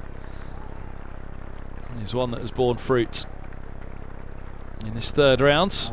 Toby Rowland-Jones on the left there, won the toss in the first 2 rounds, bowling first, but with the Kookaburra not getting much reward. Here comes another of the danger men. Harry Brook makes his way to the middle.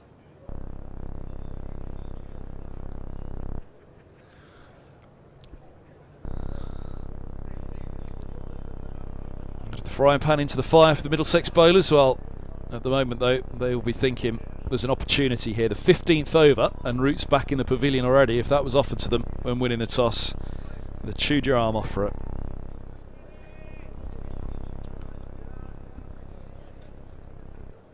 Big moment early in the match here. Time-wise, we've barely had the first hour. We're only into the 15th over of this match.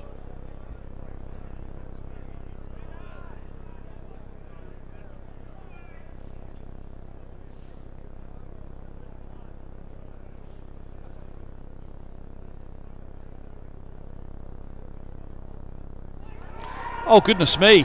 Well, behind, they heard a noise. Helm's not interested. They all went up, and they all went up together and quickly. They felt there was something in this. Helm wasn't even remotely interested. You got it from behind? Yeah. Let's have a look from behind. This is what the slips are looking at.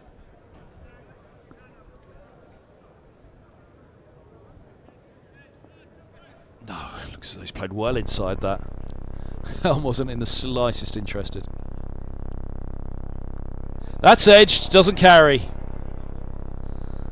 What an over from Helm. That is what Tom Helm is about. If you could bag that, that is what Helm would love to do week in, week out. Brilliant over. He's picked up Root. And he's asked a couple of big questions of Brook already.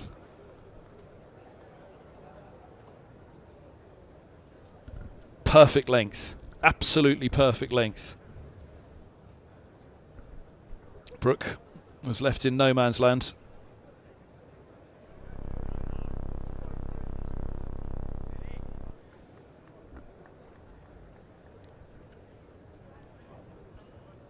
Over to you, skipper. Root dismissed, Brook troubled. And it's skipper to skipper.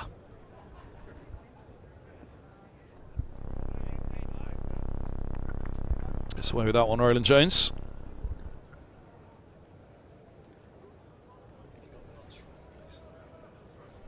If you got it.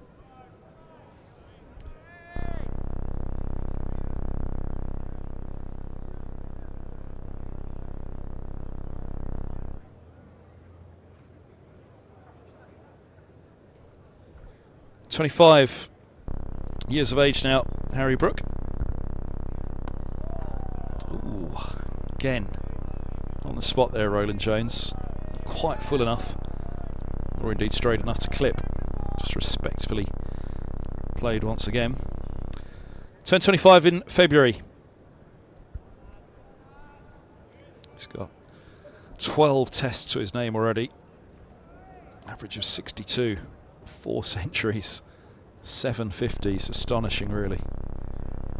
15 ODIs, 29 T20 internationals. First class average just below 42, 8 centuries for Yorkshire.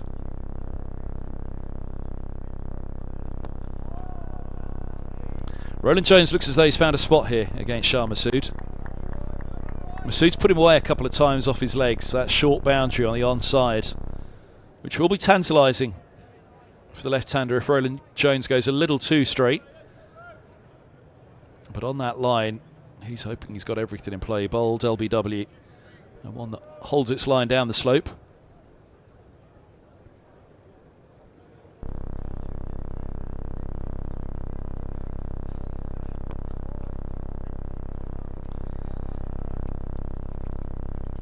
A deep square setback protecting that shot, and that's a good move from Toby Rowland-Jones.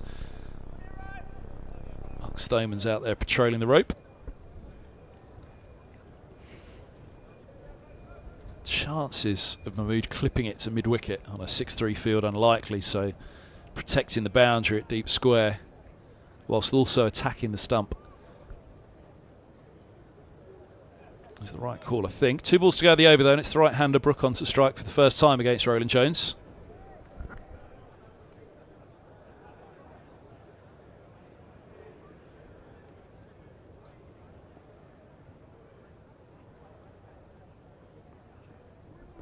Again, some nice shape in the air from Rowland-Jones there. Started up with a wide one like that's Joe Root as well. Been very much having a tussle with the left-handed Shan Masood in recent overs. This is his 5th of the spell. He had 3 before the rain delay. So we'll be close to the end now, the skipper.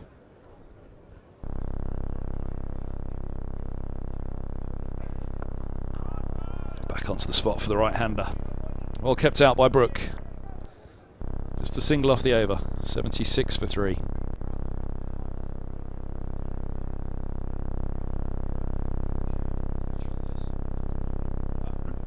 This is Root's dismissal.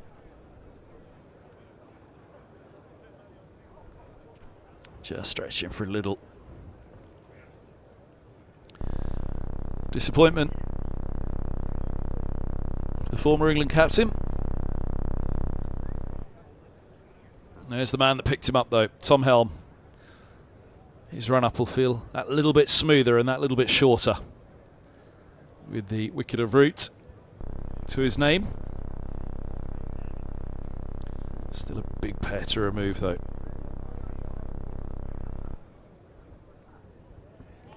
Bumper.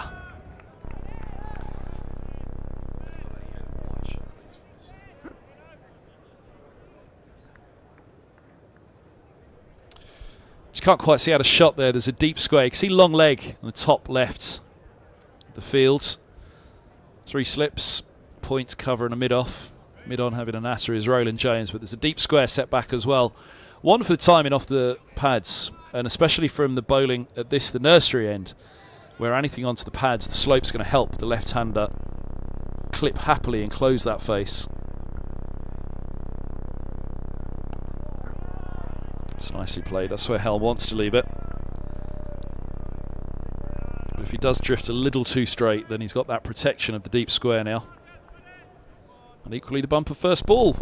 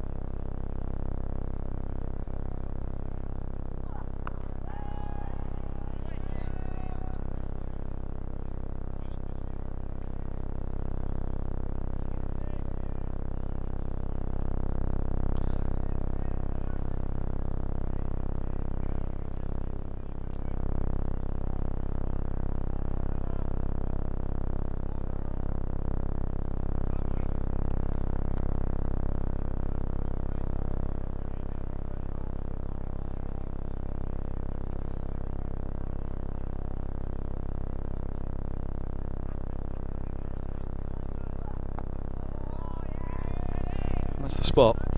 Masood's playing it with time at the moment though, which will worry Middlesex greatly and infuse Yorkshire and their followers.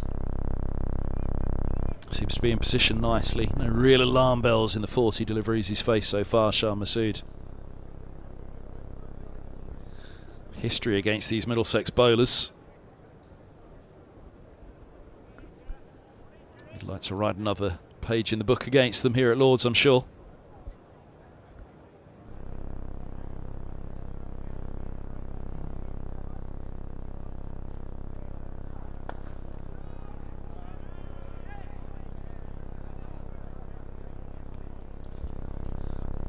Particularly overcommitted from Shan Masood at the moment. That was another gentle stroke into the offside. Just getting the time of it, getting the feel of it, no rush. only just past the first hour of the match in terms of overs. Line it all up, think it all through. Scratch at the surface, but he's not scratching his head at the moment, Shah Massoud. Looks as though he's got it well planned out.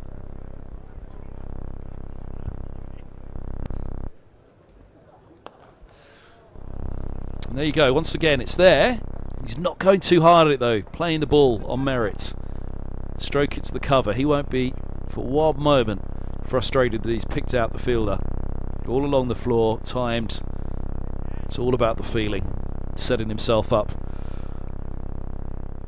Middlesex, although they need to work him out, as big a name as Root and Brook are for England, Shah Massoud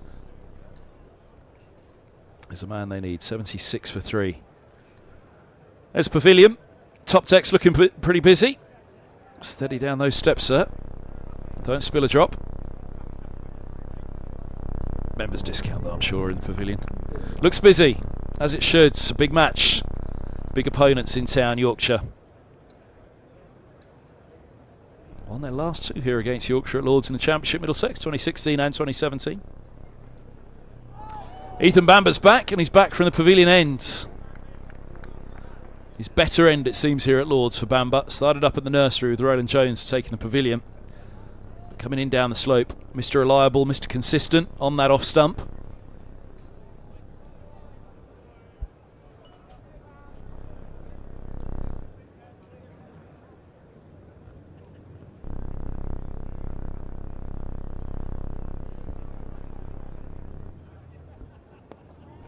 Little use of the feet there from Brook. Picks up a single. They'll think about 2, and back they come. Higgins returning.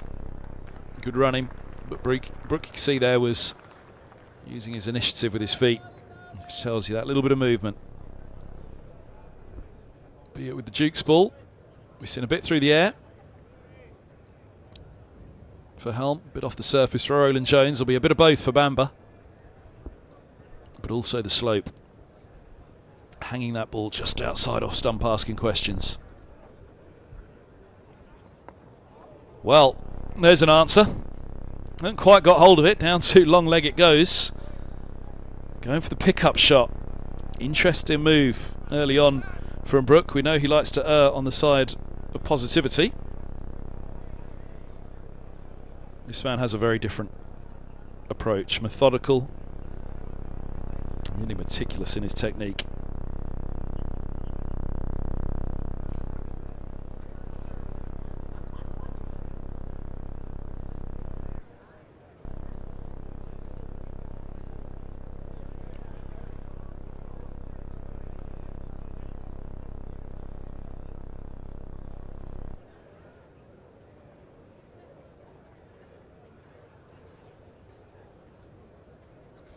See the coats on in the background, glorious sunshine, but that wind chill is keeping the temperatures down even in the sun.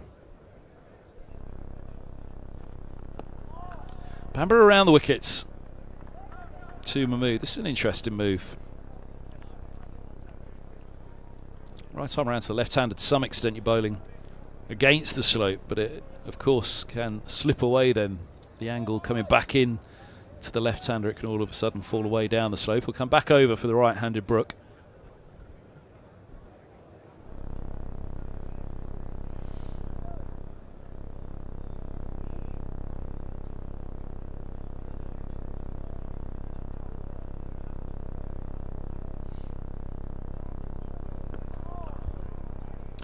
Good from Bamber. On the spot once more. We saw Brook use his feet to Bamber already in this over. That was a line and a length you wouldn't particularly want to get yourself trapped in front.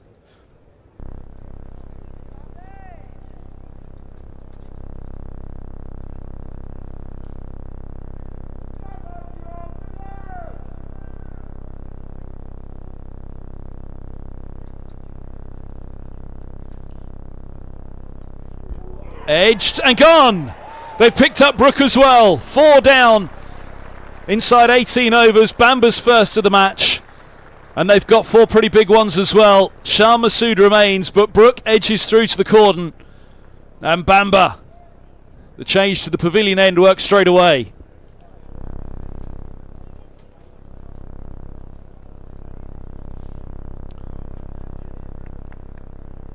All the toil, all the tussle with the Kookaburra. 4 wickets in 18 overs. Big wickets as well. Brook departs for 3. Just the 9 deliveries faced. Lias Deploy taking a sharp catch at second slip.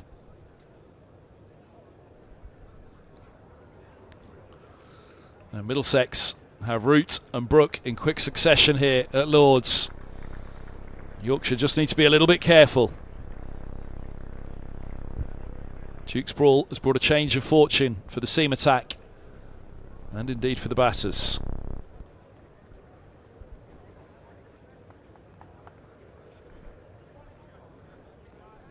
George Hill making his way out at 6.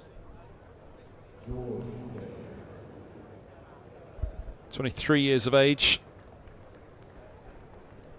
Much like Brook from Keighley in Yorkshire.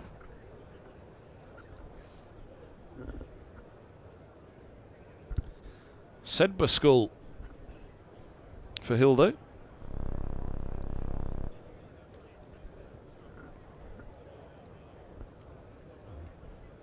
Same as Harry Brook.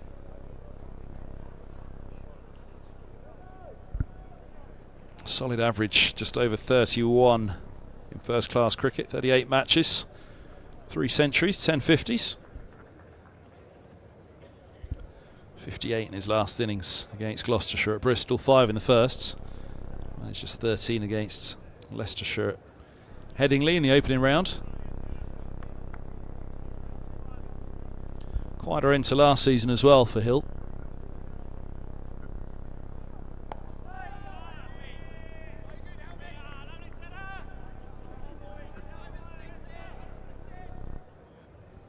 But that said, to manage a 50 in the first innings against Yorkshire, actually I'll take that back completely, it was a pretty decent end to last season. He got 79 in the second innings against Derbyshire, 71 against Glamorgan at Cardiff, 32 unbeaten at Grace Road against Leicestershire, and then 52 and 38 unbeaten against Worcestershire at Leeds.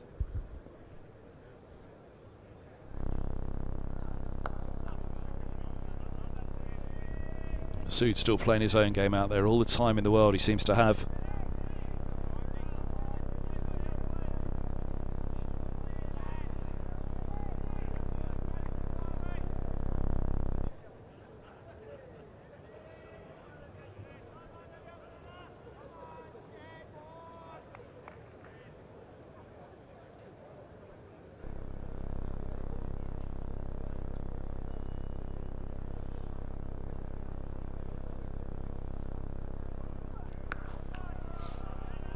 It's a handsome stroke once again from Shah Masood. I don't think we're going to see much more than that from the skipper for a while now. That wickets column will worry Yorkshire. Shah Masood, he won't have a worry in the world. He's batting at Lord's in the sunshine. He's racked up 46 deliveries already, 26 to his name. He'll feel in now, but equally he won't feel any rush whatsoever.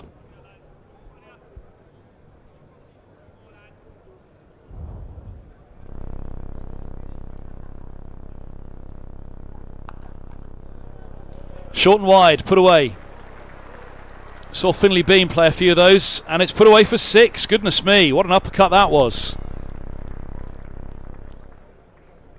Punishing from Shah Masood. Short, wide outside the off stump. And the left-hander launched into that. Just the point to beat. Clearly, his thought was miss point. And he's in business. Nicely played by Masood, back into his crease, 86 for 4.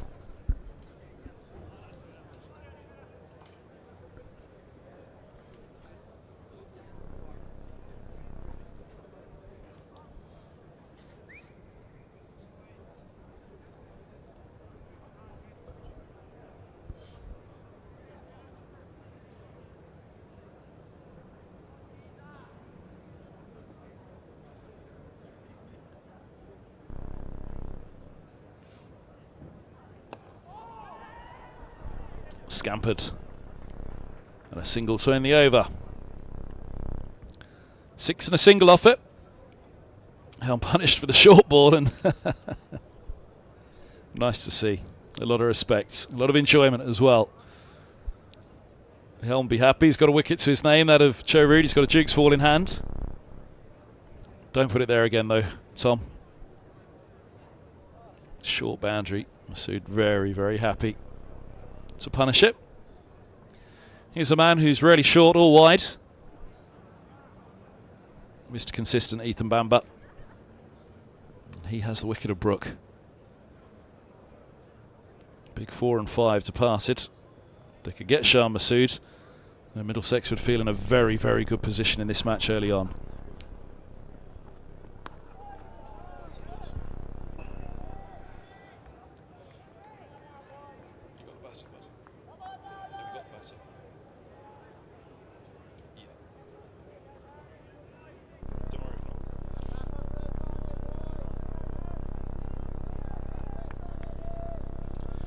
Match was harking back to against Derbyshire for Middlesex in 2022 as at Chesterfield. Masood got 49 in the first innings. Bambury got him out, caught Eskenazi in the slips. Oh, around the wicket, he's gone! Well, they've got the big 3 in quick succession. Root, Brook and Shah Masood heads back. Felt it just kept a fraction low clearly. He's gone for 33. Bamber has a second, with Brook and Shan Masood to his name, and the Middlesex bowlers right on top here. 87 for 5.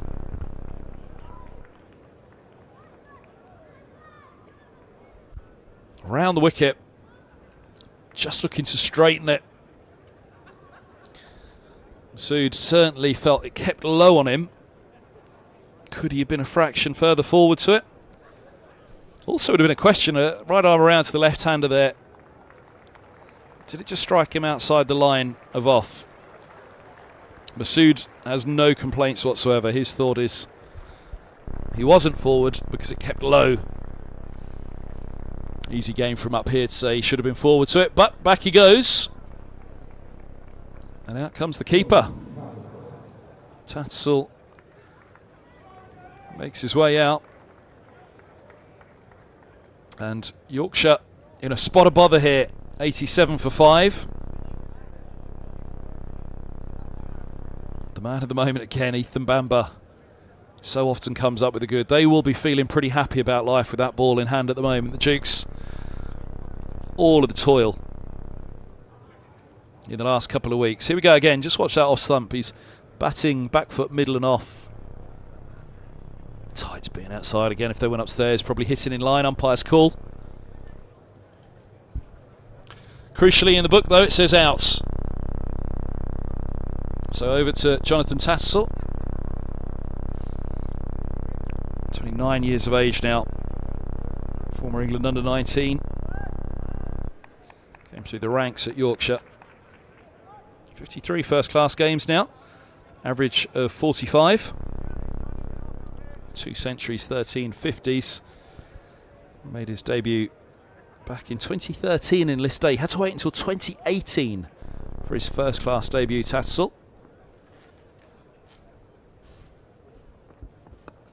Bamber straight on the spot. 3 slips and a gully in place.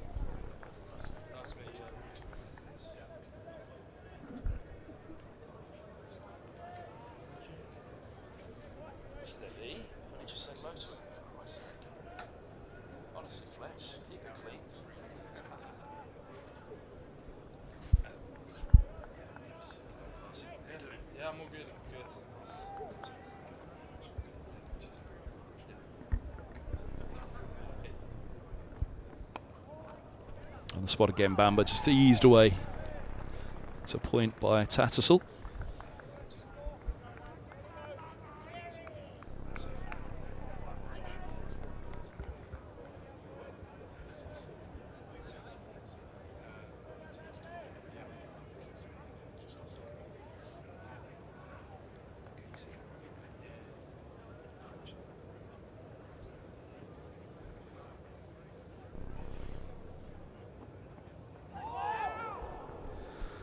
Loose from Tattersall.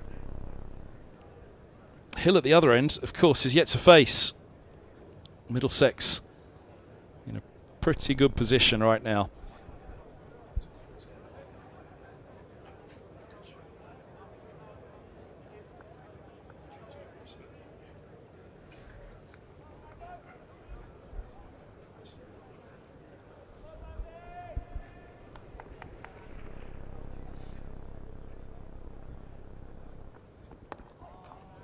And onto the spot again, end of the over.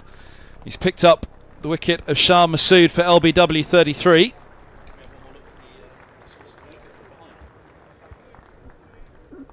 $87 for 5 because Shah Massood missed one that he felt kept a fraction low. Again, I was thinking, was he just outside the line of off as it impacted? I fancy would have gone upstairs and it would have been umpire's call either way. But, as we say, it says in the book that he's out. That's the key thing.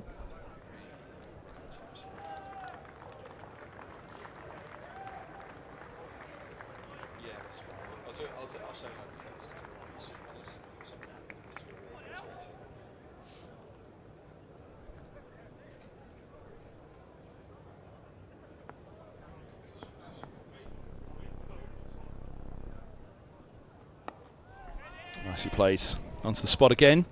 Tattersall facing out 4 deliveries. That was Hill's first. Delighted to say that Noah Cornwall's alongside me in the commentary box this afternoon. A good time to sit down, Noah, for your commentary debut as Middlesex bowlers are right on top. Yeah, I know. Absolutely on top of the Yorkshire lads here. Get the 2 big wickets of Brook and Root. So no, top start here from Helmy and Bams.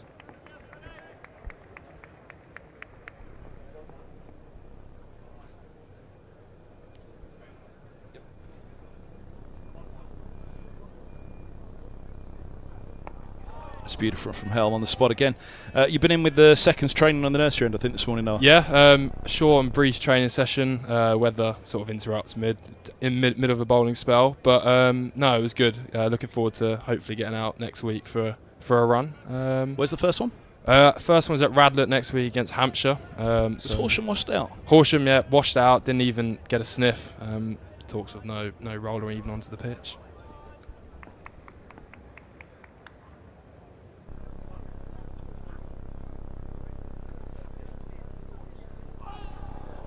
That is a beauty from Helm. Good luck, Hill and Tattersall. 87 for 5, and Helm looks as though he's got his tail up at the moment. It's exactly where he wants to leave it, isn't it? Absolutely. I mean, getting back to these Dukes balls, you can put it in the spot, and yeah, that's an absolute seed. Lovely stuff from Helmy there. 4 slips in place at the moment. Helm with his tail up. Pretty much all of the Middlesex team have. And spot once more. 87 for 5. And well, all the talk of the Kookaburra, what it has done is give a proper pre-season to the batters. They've had... Oh, no. Yeah, absolutely. I think it's been a good, nice sort of change for them as well. They're getting time in the middle, and that's arguably from last year a big sort of moving forward. But no, really impressed with how some of the lads have sort of applied themselves, and hopefully go with the Dukes, they carry on.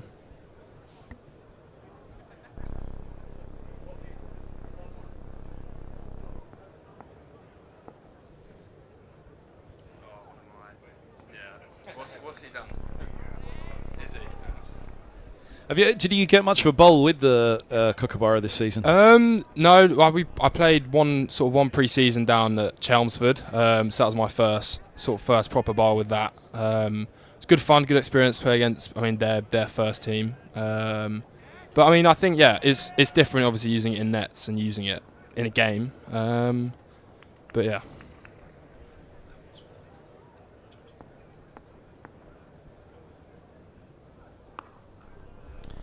End of the over, 87 for 5, a maiden for Helm.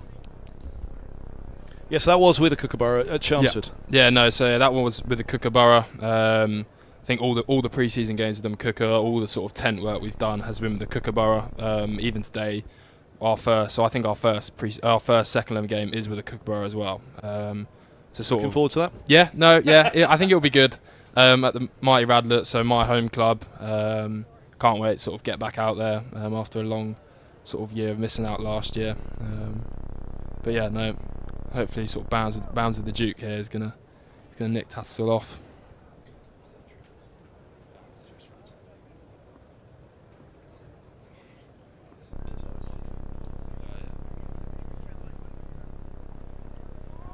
Nice start from Bamber, just tantalisingly outside that off stump, and this is the cat and mouse game from the pavilion end for a right-hander on that length. If it nips back at all, then it really can come back with the slope as well.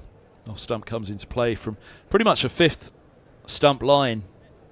And it's really doing a bit here at Lords. It can even be a 6th stump. Yeah, no, absolutely. Slope plays a sort of big key. Bams can just hone in just outside the off stump, and you never know what can happen.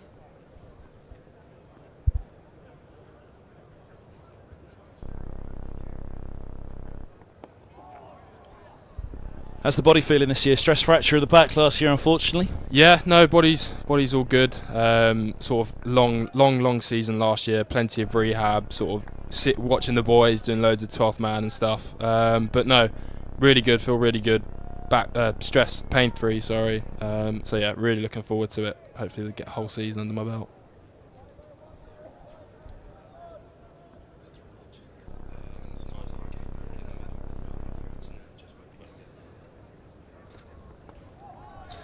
Squares him up, leaves him searching on the front foot for that one.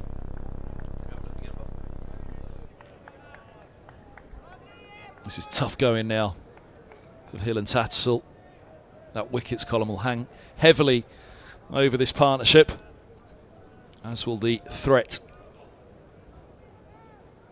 with this ball.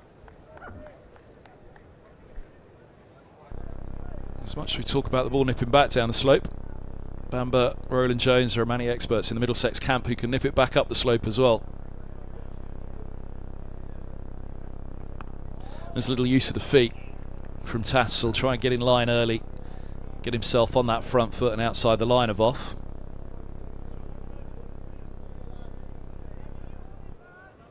So yeah, the rain delay affected the first and the seconds here at Lords today. Yeah, no, rain sort of gone from two different types of climate here. We've gone from absolutely tipping it down, and now it's lovely sunshine. Can't get back out there? No, sadly not. Our slot's done, so we're stuck in here.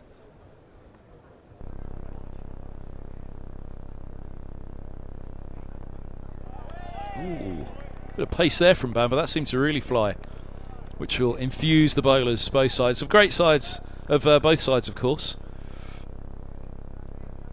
87 for 5 on to come of the over, but Middlesex just into a groove now, aren't they? And that's something that Hill and Tattersall have to be wary of. Chop the bat down inside the line of that one as he let it sail over him, Tattersall.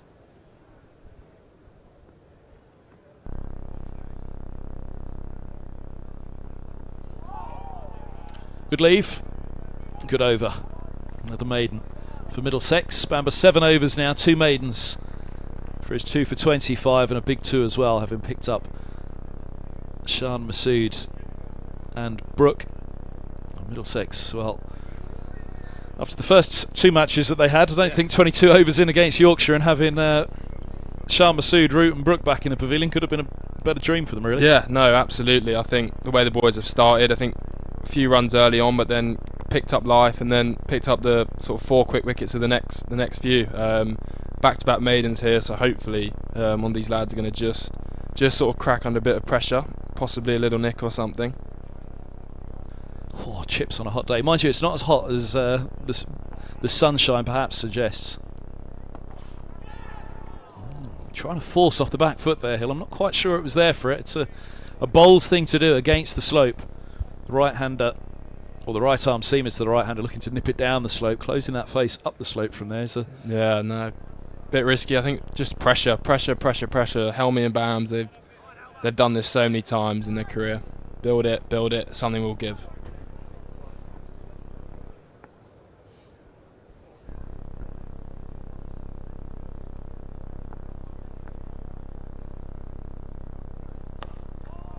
Searching again slightly for that one on the front foot. How much of a chance have you had to work with the likes of Bamber and Helm? Roland Jones, of course, Merton now the bowling coach. Yeah, no, luckily I've had a sort of a good relationship with these lads over the last sort of year and a half. So there, whenever, for example, if I'm having a little bit of a tough time, Helmy's right there or Bams is right there. And then, obviously Mertz with his new role has been brilliant, absolutely outstanding. Can't sort of praise him enough. So really helped.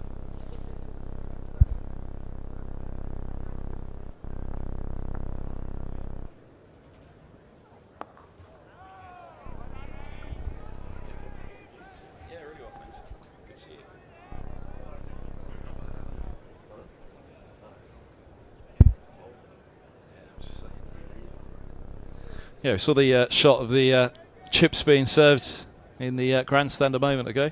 To say the sunshine probably not telling the full tale. The strong wind keeping the temperatures down.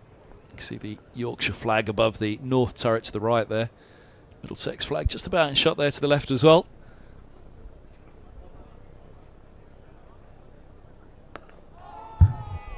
Helm's on a spot here, isn't he? And Middlesex feel as though they're getting into a bit of a rhythm. Helm into his 8th over, of course. That'll come into the play in a moment as well for Roland Jones to think about the end of his spell. Yeah, no, I think Helmy's bowled really well here. Nice line and lengths, but yeah, as you said, coming towards the end of probably a spell. Maybe see Higgy from this end, or possibly look to get himself back on.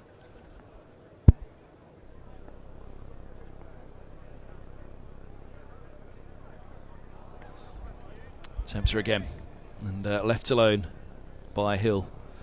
Yeah, danger for the batters now. As you said, it's back-to-back maidens. This is on for a third. Is that they just get weighed down under a little bit of pressure, and Middlesex then are allowed to bowl at them. Yeah, no, absolutely. I think Helmy's got to try and same line, same length on this ball, get 3 maidens in a row, and you'll be surprised how this will be sort of on their minds.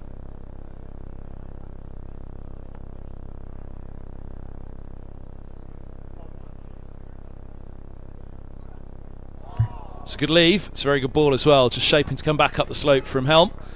End of the 23rd, 87 for 5. That's 3 maidens on the bounce. Wicket of Shah Masood falling for 33. The Yorkshire skipper, 4 overs back. There's that last ball. Just held its line, didn't come back up the slope in the end. There's the deceptive sunshine at Lord's. Few folks tucking in already. It's the front of the Warner.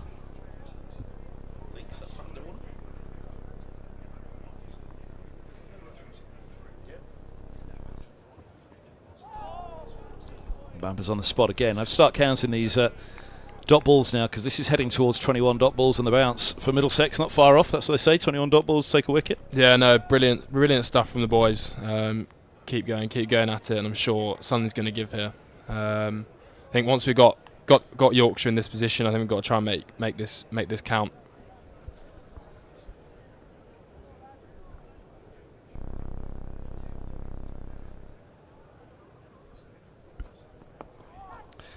There's the runs, taking that very much off middle though. Nicely played from Tassel. No problem taking it off middle, but with the pressure on, you don't want to miss that one. A couple of runs though. Gets Tassel off the mark, his 12th ball.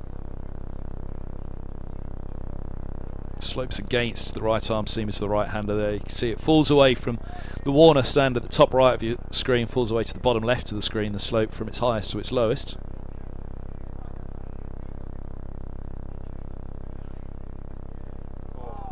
Glorious from Bamber. Straight back onto the spot. So good. That's what Bams is known for. Hitting the same spot, and then who knows, can go away, nip back in. Especially with the slope. This is going to be a real challenge for Tattersall. I think Slip's got to be alert here. That's an absolute jaffer. Have you had a chance to bowl at Lord's yet? Yeah, I've once when I was younger, sort of with a schools game or Fuesca. Played one game here.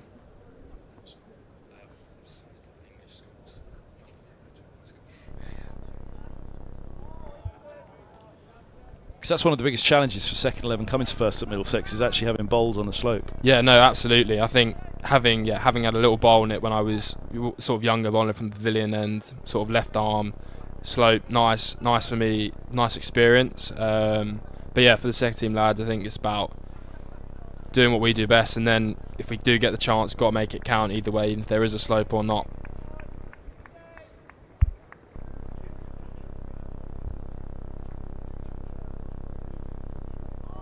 Oh, Bamber here has got it on a piece of string. Yeah, this is when he's at his best. I think he won't be coming off for a few overs. I think when Bams is in this sort of zone, he'll go and he'll bowl and he'll bowl. Even he has to probably come off. He will carry on and carry on. Just got that spot where you might look at that at any other ground and have a look and wonder why he's pushing it so far. There's the descent into Heathrow behind the pavilion.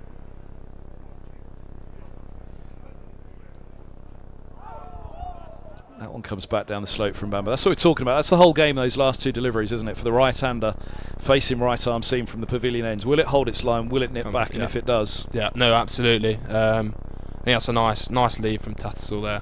But Bams, yeah, again, really, really nice. As I said, bowling change here. We got Higgy coming on. This will be a sort of a new challenge, bit lower, a bit skiddier, but so, even more probably the same skill. So it'll be a very good battle, this. There's me telling you how cold it is out there, and the ground staff all in shorts, sunbathing. Not a bad lunch hour. Worse spots to sit. Yeah, no, absolutely. Watch cricket all day, chill there in their shorts, lovely. 89 for 5 it is after 24. We've got that change of bowling. It's Ryan Higgins from the nursery end replacing Toby Rowland-Jones, who bowled almost exclusively from the pavilion end with the Kookaburra. But a change up for this second match at Lord's, and straight to the nursery end for Higgins, which feels perhaps the better end for him. That nagging length, particularly to right-handers. He'll move it both ways.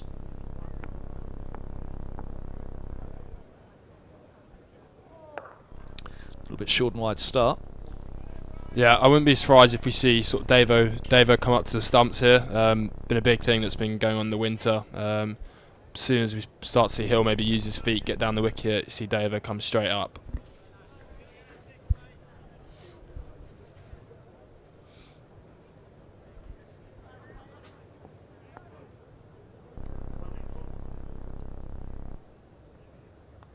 Edged! Oh. And in between. Second is deploy, slip going to his right and picking himself up now to Carey's. The fact that second had to go to his left so far, did it carry? Yeah. Yes, just. I think that's what the pressure does. There's dot balls, big drive. Oh, afraid those are the ones he needs to be snaffling. Would it have carried to the Carey's? Or did it carry to the Carey's indeed? Can we see it again, bud? From the bowler's end? No, from the bowler's end. Deploy's gone across because he's not sure it's going to carry. No, yeah. I think there's a lot of work done by the slip fielders, and credit to them. They've been really, really good. Oh, it's close. Touch and go.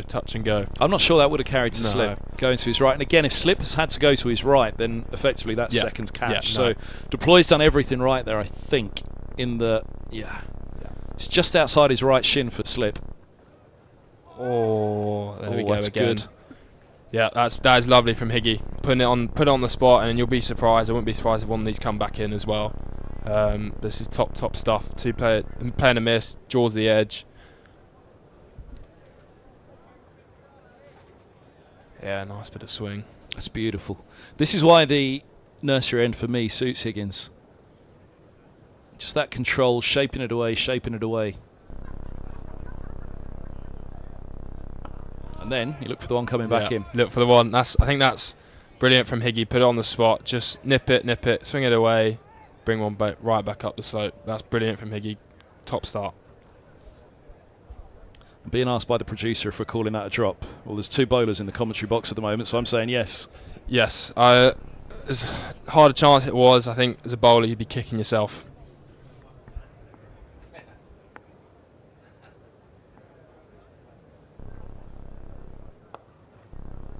It's a little short and guided by Hill. Gets off the mark. 18th ball with the boundary. Yeah, nice sort of guided down, sort of third man. Lovely shot, just get off the mark.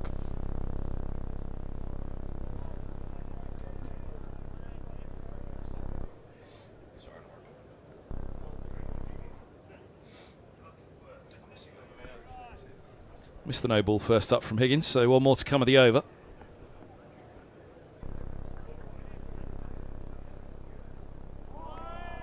There again's that shape. Yeah, it just feels to me that Higgins at the nursery end almost Murtagh-like, which is unkind to say of anybody, because you kind of putting a weight of expectation on their shoulders, but just taking it away, and then all of a sudden one comes back. Yeah, no, absolutely. I think that's what Higgins going to have to do for the rest of this game.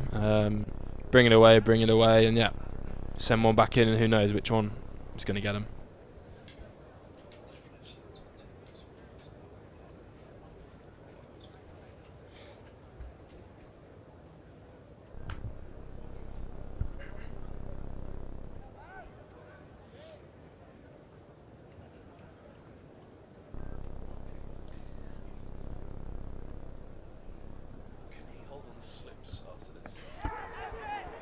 Oh, where's that gone now? Oh. Appeals for everything. LBW, caught, hands on head. Wry smile from Higgy there. I think sort of a hope one there. But lovely stuff from Bams, nipping it back down the slope. Have a look here. Watch Bamba first. How keen was he on the LBW? That usually gives it away. Tell you what. No. He didn't turn for the LBW to the umpire, which tells me he pretty much didn't fancy it. Yeah, and a little pops up. Have a appeal.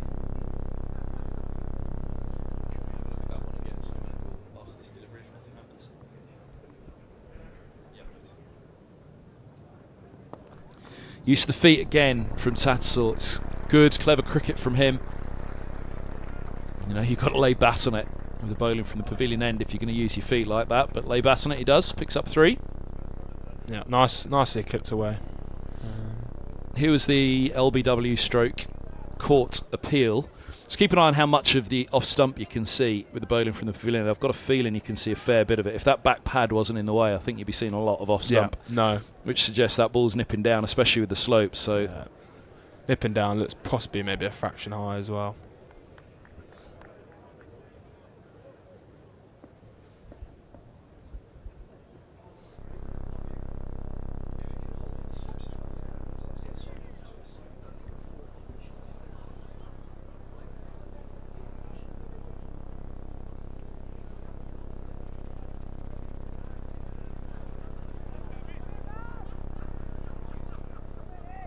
There's that slip cordon. It's Carey's at slip, who, as we say, we're not sure whether it would have carried. It was just outside his right shin, left as we look. To the left of shot now, it's Deploy who rolled across in front of him. Third slip. Helm at the moment. One more on that shot if you can, mate. One more on that shot if you can. Possibly Higgy. Higgy would have gone over. Yeah. Helmet third slip. There's another Radlett man in the middle. Josh Carey's came through a couple of years ahead, I guess. Yeah. Sort of growing up with him. Gone down to nets when I was younger, watching sort of Michael Atherton throwing balls down to him.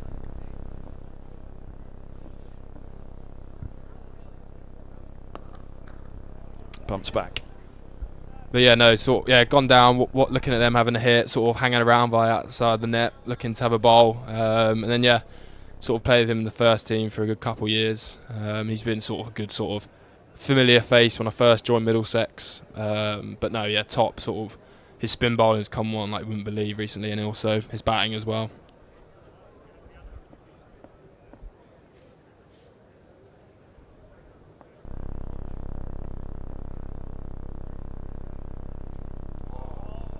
Jaffa to end the over from the pavilion ends, nipping it away up the slope past that edge. A beautiful finish from Bamba. 98 for 5. Was it Radlett all the way through for you? Yeah, pretty much. I think maybe when I was very, very little, I was at Shenley Cricket Club for a year or two. But yeah, Radlett all the way. Sort of possibly, I don't think I'd ever see myself leaving. Love the lads there, sort of love the team. Sort of family, got my dad, little brother playing there, so yeah, no, absolutely gold. And I had Joshy there as well, sort of a big sort of, not an idol, but someone to look up to, who's made his way through, and obviously playing at Lords. I was going to say another one to look up to is the man who delivered the Jaffa at the end of the last over, Ethan Bamber. The way that he came into the side, and he's just never let it go, just with consistency, hasn't he? Yeah, I mean, Bam's year in, year out. I think maybe 2 or 3 seasons ago he was fire, absolute golden, and then carried it on.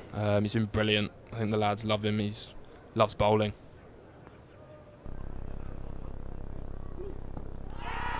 Now with the slope, yes, he's gone. Tattersall falls for 5.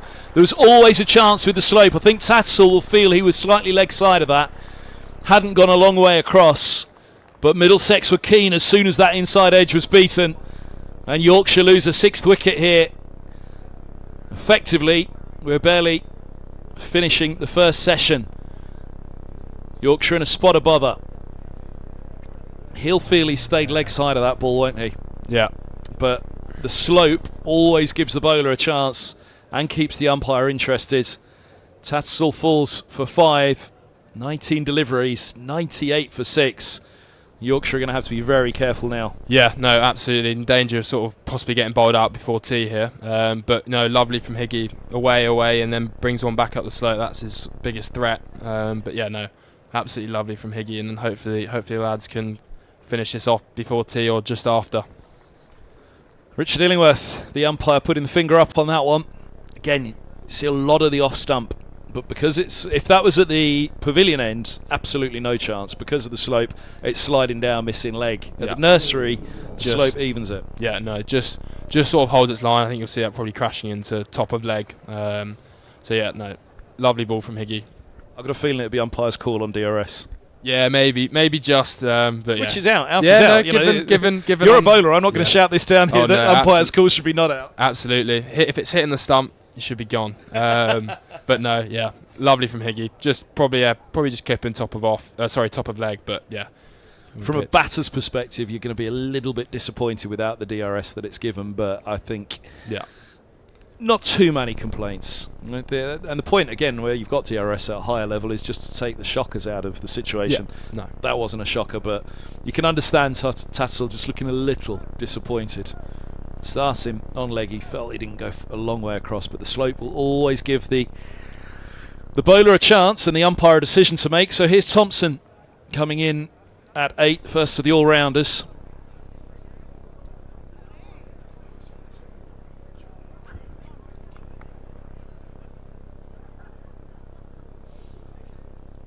Big step across. Pronounced step across. First ball from Thompson.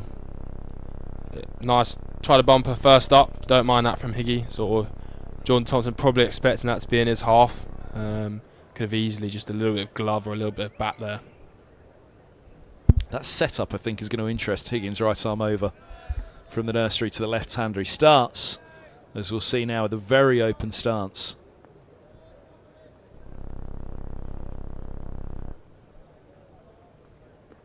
And there it is. He's gone. Well, it just looked like it. It's a wow on the scoreboard at the bottom for Higgins. 2 in 3 deliveries in this over. 7 down, and Thompson's set up straight away looked as though it would interest Higgins. He gets that one right on the spot. If there was any doubt at all about the wicket before of Tattersall, there's no doubt about that one. Both LBW in the over to Higgins. And it's 8 down in the 27th over for Yorkshire. Yeah, no, it's superb again from Higgy. That looked absolutely stone dead. Big front foot across. Yeah, that is hitting halfway up middle stump. That is brilliant from Higgy. And there we go. Just a slope there for the lefty. He probably expecting that to come across him, and then full swinging in, bang. Again, it's a there are grounds that have slopes, not quite to the same extent as Lords, but it just looked straight away as though Higgins was in the game by Thompson's setup there. The way he stepped across early in the innings, you'd be fancying as a bowler, put one up there and get it to move. Yeah, no, brilliant from Higgy. I think he's on one here.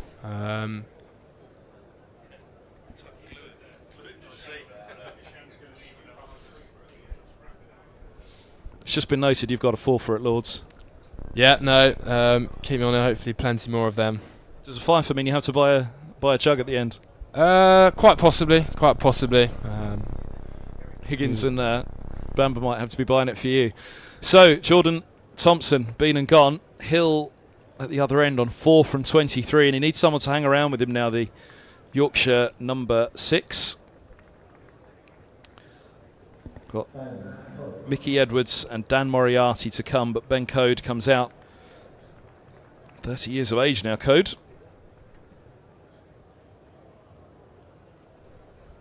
Highest score in first-class cricket of 69. The one time he's passed 50 in 85 innings. Here's that replay again. Just watch the setup. That front foot always feels as though it's got to come across and then the bat's got to come around. Yeah, no, absolutely. I think Higgy spotted that straight away and went for the big inney. Be interested to see where he goes first up here. And to Code, hopefully. Yeah. 5 slips. Max Holden just jumped in at 5th slip. Look at that. Quite the cordon for Higgins to Code. Wicket dot wicket. Flashing drive. Backward a point. Might pick up the boundary for it, Code. And things might start to happen quickly here with 7 down. Yeah, Higgy going for that, the big drive, and it just dropping short and a bit wide of 5th slip Max Holden. Bit of shape on that. It was the right delivery. Trying to swing it away from the right hander, put it up there first ball, see if the feet are moving, but Codes flowing lower order drive. There was a little bit of the Roland Jones about that. Yeah, drive. no, yeah, big fling. I have a feeling there's going to be an inney coming, possibly this ball or the following one. Short covers just settled down now as well, Nathan Fernandez. There it is, just started 2 straight. They'll get a couple of runs here. I think it's just leg byes. Yeah, umpire's going to signal.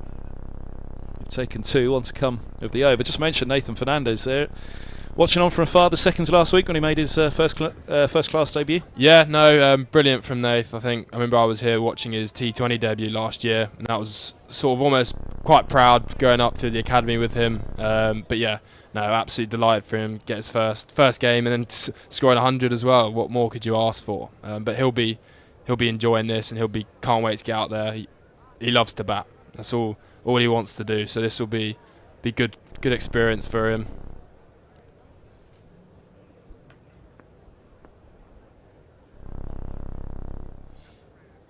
Oh, short. Pulls emphatically as well. That'll be a boundary. Code doubles his tally. 2 boundaries in his first 3 deliveries, just upping the rate here slightly for Yorkshire. 108 for 7 at the end of the 27th. Yeah. I think we're having a switch around in the commentary box. No, cool. Thanks so much. Cheers, Lovely to see you. Good Thank luck you. with the season ahead. Hopefully see plenty more of you up here, but also see you out in the middle as well.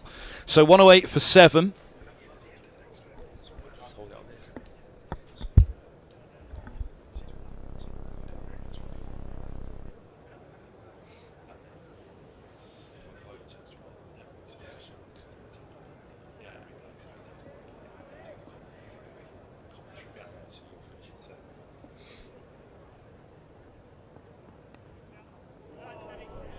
Run away by Hill first ball, 108 for 7.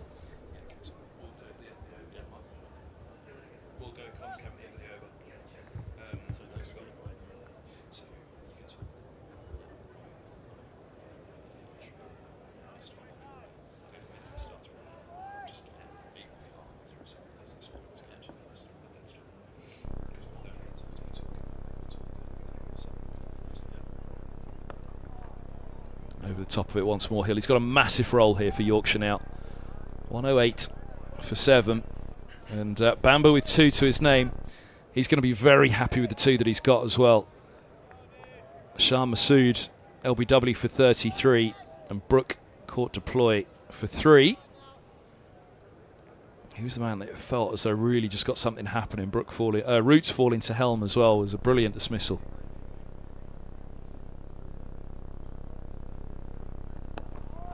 Middlesex right on top at the moment. Tea, by the way, just to confirm, is going to be taken at 4:05, so it's half an hour until tea. No Cornwall there on the mic just mentioning they could be bowled out before tea. Well, if you look at that bottom left corner at the moment, we haven't even had a full session in terms of the number of overs. 108 for 7. The run rate's healthy for Yorkshire. They got off to a flyer going at 6 and over, as Middlesex went with that very aggressive full length and straight of line as well. Top ball to mid-wicket, just stepped over it, Stoneman, but they do get through for the single. Didn't think they'd run the misfield, but they did comfortably come through. But yeah, that 108 perhaps suggests we're a little bit further through than we are, but only 28th over of the innings, so effectively we're not even at lunch yet in terms of the over count. Middlesex will know this is a big opportunity, this next half an hour now up until tea, to really try and get a strong position early in this match against the Division 2 favourites.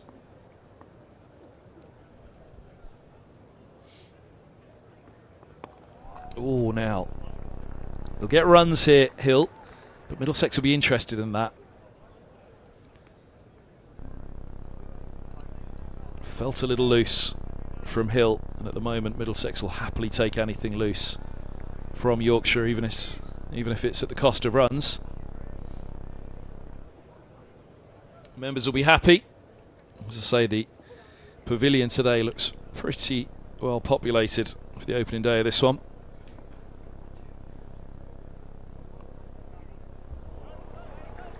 It's run nicely by Code. He's had a good start here for Yorkshire.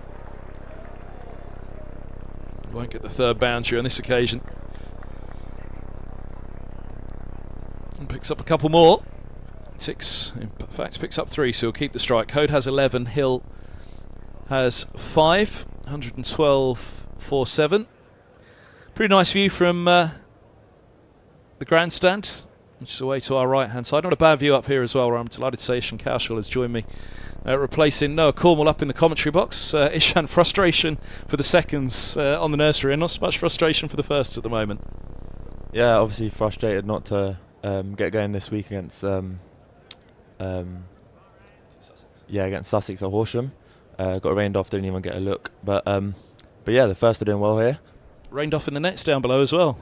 Yeah, I think we were half an hour in. I was 3 overs in and then got called off and then started hammering it down. So yeah, frustrated, but looking forward to get going next week on Monday.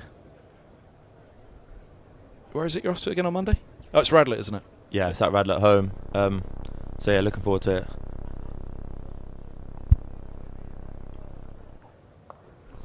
Nice start from Higgins straight away onto the spot that he wants to be. You've obviously had a taste of it yourself in the first team. Yeah, I had a taste in the One Day Cup last year. Lucky enough to play in a game at Lords as well. Yeah, I had a bit of a shoulder injury as well, so yeah, nice to have a taste, but it's given me a bit more hunger to keep going.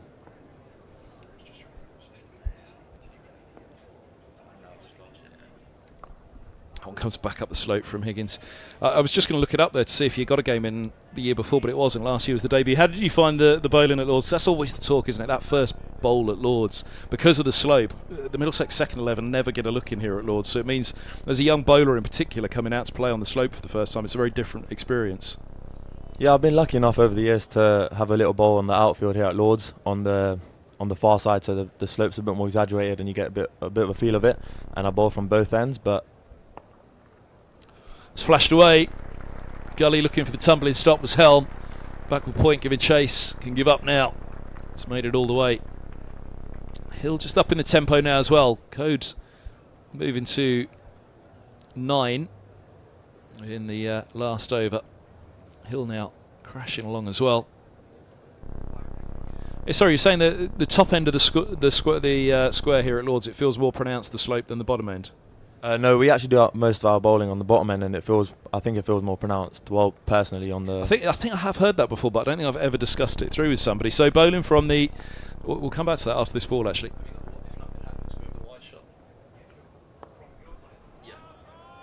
That's a little bit of shape again for Higgins coming back in.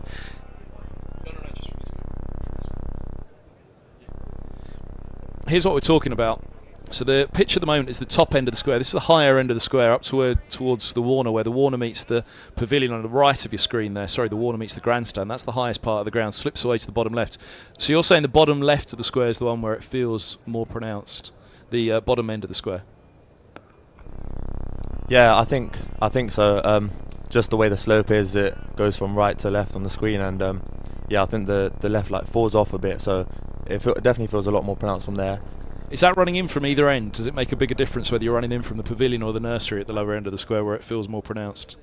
Yeah, when you're running in from the pavilion end, you almost fall off to the right a bit, and when you're running up from the nursery end.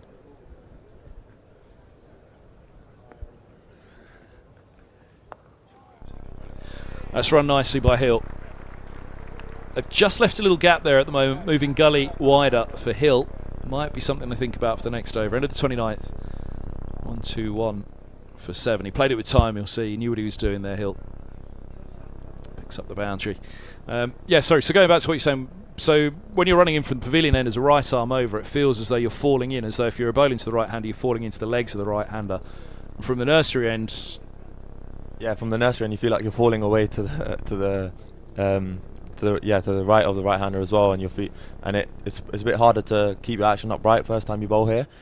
And but I was lucky enough that my first game here at Lords was closer to where we do our bowl throughs, so had a bit of a feel of it beforehand. So yeah, that helped. What was the match? Remind me, the Lords match last year? Against Lancashire, 50 over.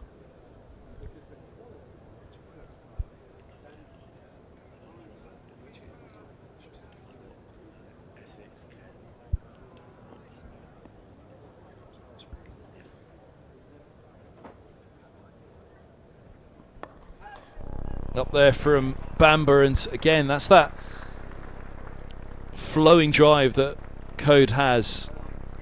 Real fluidness about the right-hander's drive. Effortless from the right-hander. Yeah, it looks like they're going to play their shots here now, especially Hill, and Code looks like he's shaping up to hit everything back over Bams' head.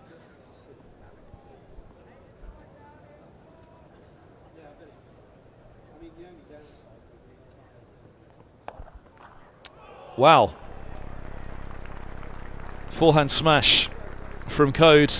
Short from Bamber, a rarity. He's thinking about the pull. Ends up slapping it back past the bowler.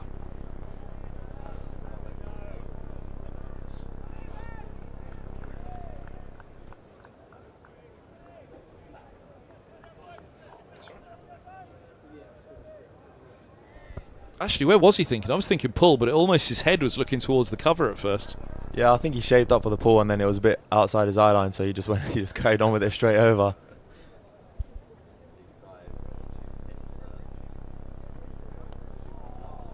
There we go again. Almost an identikit for Roland Jones for me with the bat in hand. Well, he's playing it at the moment. Moves to 16 from 7, Code. Yeah, he's shaping up to everything over through mid-wicket and mid-on.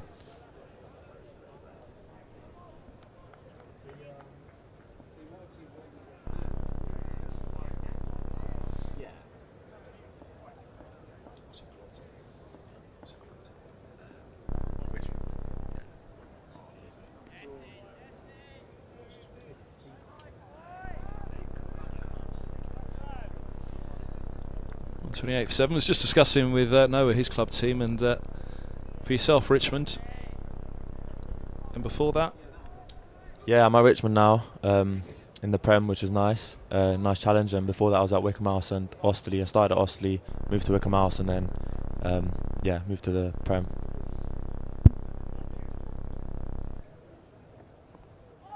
Ah, there we go. Now that's where Bamber wants to leave it to hit back. If they want to try and hit off that line, that length, then so be it. It's the most difficult spot to hit from. I guess that's the discipline now for the Middlesex bowlers, is just sticking to their own task and not getting drawn into what this Yorkshire pair are going to try and do. Bamber, well, that's what he'd be doing, whether it was Joe Root or Code or Hill on strike.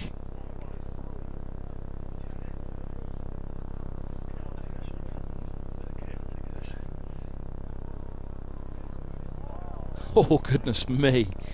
Late leave by Hill, and again, that's everything we talk about in terms of the slope of leaving alone. Can we see the replay of that one from behind the batter, please?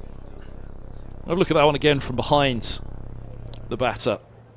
Probably won't be that close as you look at it from here, but it just gives you an idea of the slope.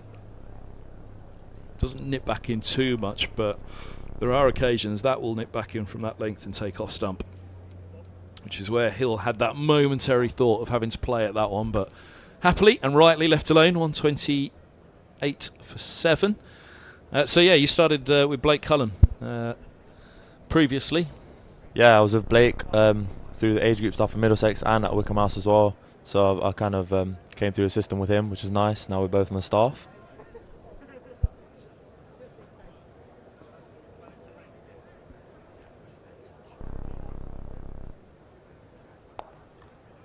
It's driven away nicely.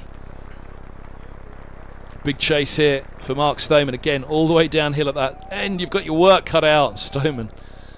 If there's anybody that's not going to give up, it's the old fella. There's his opening partner, Nathan Fernandez, who we saw hit a century. Applauded him off for his century from the stand where we were watching last week at Wantage Road. Just a bit of width from Higgins on this one, though. Not too much, but that's the game they're playing at the moment.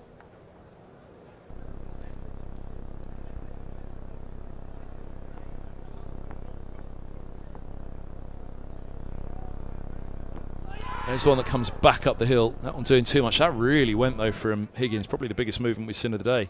Yeah, I think when the batters are trying to go like this and trying to attack, I think just bowling our best ball, what we've done all day. It's obviously worked for the top order, worked for the tail enders as well. And yeah, using the Lord's slope, it's hard to hit. It's hard to hit straight over the bowler's head, and it's hard to swing across the line when the slope is doing a bit. So yeah.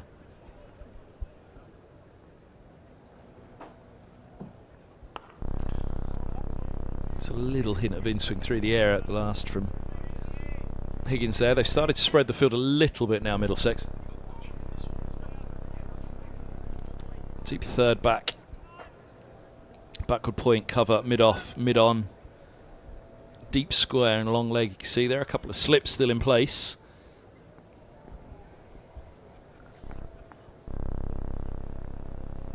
Oh, he's got him. Hill rocks back, but he has to head back. Higgins strikes again, a third wicket for the Middlesex all-rounder.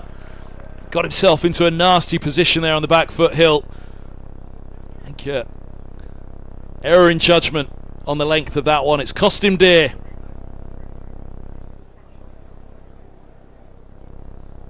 Davey standing up, keeps him in his crease, but there you can see it. It was a nothing shot from Hill in the end. He'll be disappointed as he heads back. Misjudgment, perhaps caught in two minds. He's in between attack and defence at the moment. But it's an 8th wicket to fall for Yorkshire. A big, big problem for the visitors on the first day. Yeah, I think huge credit goes to Davo there. He just come up to the stumps of that ball. So the same ball that Hill's been walking at, can't walk at anymore, stays in his crease, stuck on the crease and had to go across the line. So yeah, it's good. It's a good plan for Middlesex that. Yeah, so if you look at it straight away, it looks ungainly, doesn't it? It is ungainly, and that's exactly the reason. Davies standing up has given him that problem. The movement that Higgins is getting, that mentality as well for Hill. He's very much caught in the mind that this innings could finish in a flash. They need runs. 16 from 40 for him. Code, look at the other end, 19 from 8. But here comes, well, Moriarty has been pushed up the order.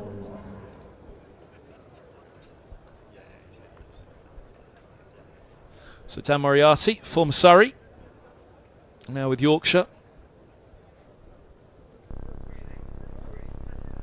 Yeah, he's another one that I looked to play a shot. Played against him quite a bit in the second team, and yeah, so their plan's not going to change here, but we still need to keep doing what we've been doing, and yeah, I'm sure we'll bowl them out hopefully before tea. Well, I was about to say one more wicket. No, Cornwall mentioned it just before he sat down. Just before you sat down, the Middlesex will look to have them out before tea here. Tea is still 20 minutes away, but one more wicket and tea's extended.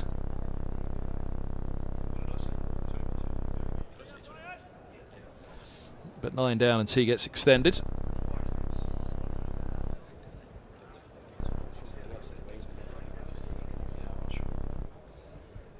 again, Yorkshire at the moment needs to survive 8 deliveries to make sure they're not bowled out in a session effectively. 30.4 overs bowled. Deep squares dropped back for Higgins, who is also calling up long leg. He's just feeling he's too deep down there. If the ball were hooked, pulled top edged down to Banbury, he'd be too deep. Here he comes around the wicket. Moriarty. Shoulders, arms. Interesting line of attack to come immediately around the wickets. Moriarty having had that success already against Thompson, the left-hander. Yeah, I think with Higgins' angle and the slope coming back into Moriarty, it's who we were looking to target the stump, target the pads, and yeah, Higgins bowled a really nice little spell here.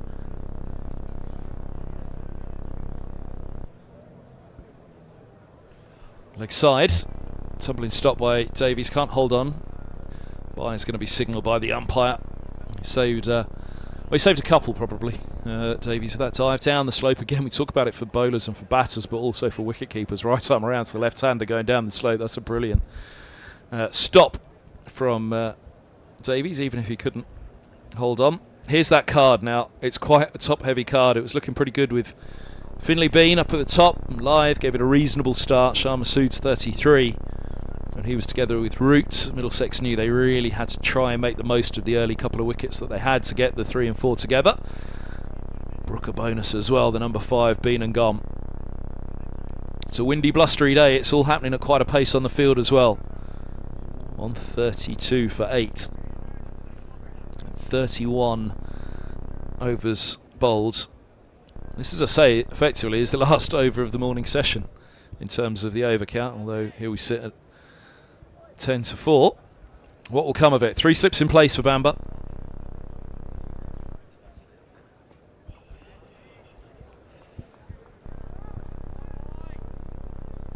Around the wicket as well to Moriarty. I've got a feeling there's a bowling plan in this. The analyst Alex Fraser's perhaps had a word.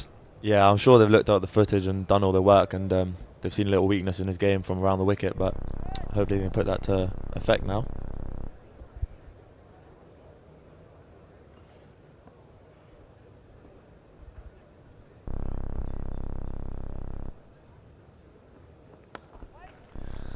That's where he's going to want to be, roughly, Bamba. Try and seam it back up the slope. From around the wicket, there's a chance it will slide down the slope as well, even with the angle that he's bowling. He'll be sliding against the angle. Bring that outside edge into play, but all the while, right arm around, you've got LBW, perhaps even more in play around the wicket to the left-hander because of the slope here at Lord's.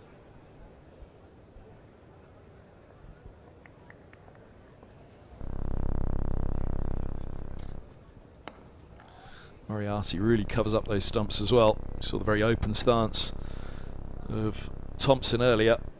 Moriarty a long way across. Played against Middlesex in the COVID year, remember, at the Oval for Surrey.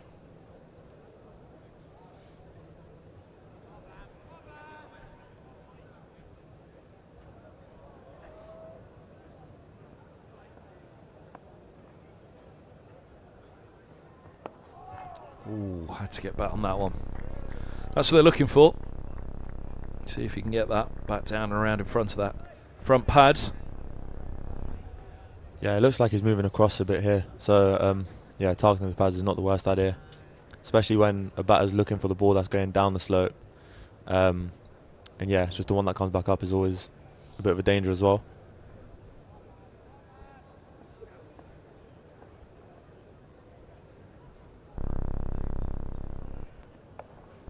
Goes for the short one, hooked by Moriarty, just a single, gets him off the mark. There's 2 set back there. Eskenazi's long leg, there's a deep square as well. Mark Stoneman.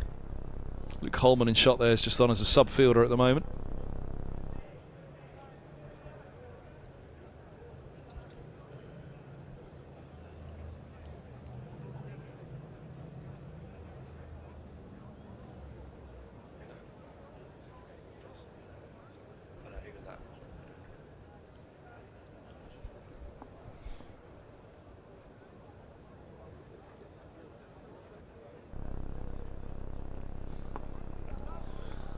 Behind that one, Codes.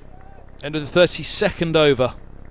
effectively lunch on day one. Yorkshire 133 for 8. Extraordinary start to this match, and what would have been a session. Yeah, it's been unbelievable Middlesex. Yorkshire came out, played their shots, but we stuck to our plans, stuck to bowling our best ball, and we got the rewards for it. Scott, Richard Johnson described it last week as, a Division 1 feel about it, a Division 1 fixture feel about this match. Yorkshire relegated, points deduction. Middlesex relegated last season, only just. That slide to relegation in the end was unstoppable, but it have felt midway through the season as though they're in a pretty good position to maintain a top flight status in their first year back at the top. Not so.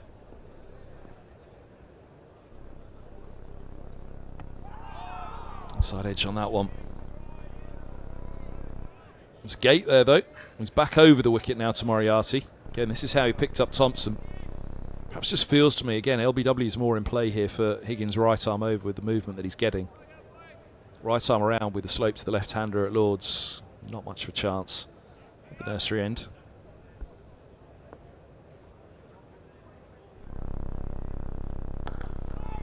It's there or thereabouts, looking for that Thompson dismissal where he brought it back in. If he leaves it there to Moriarty, then it feels as though it'd only be a matter of time.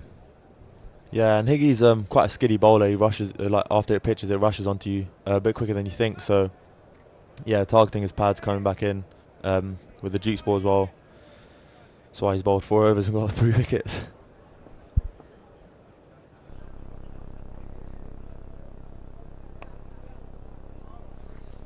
Like I said, it'll just be a single.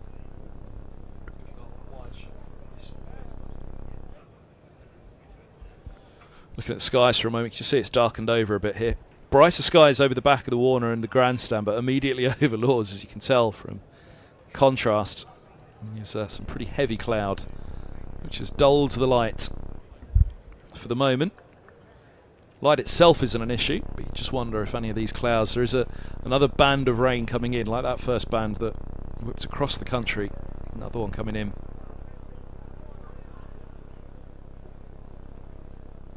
Oh, that hooped. That really did hoop back through the air for Higgins. Just started to see it swing a little bit more, and 30 over mark, that can be the case of the Dukes. It just starts to do that a little bit more, but again, the overheads will play their part at the moment. You can see, it's the very top of your screen, you see the edge of the very dark cloud.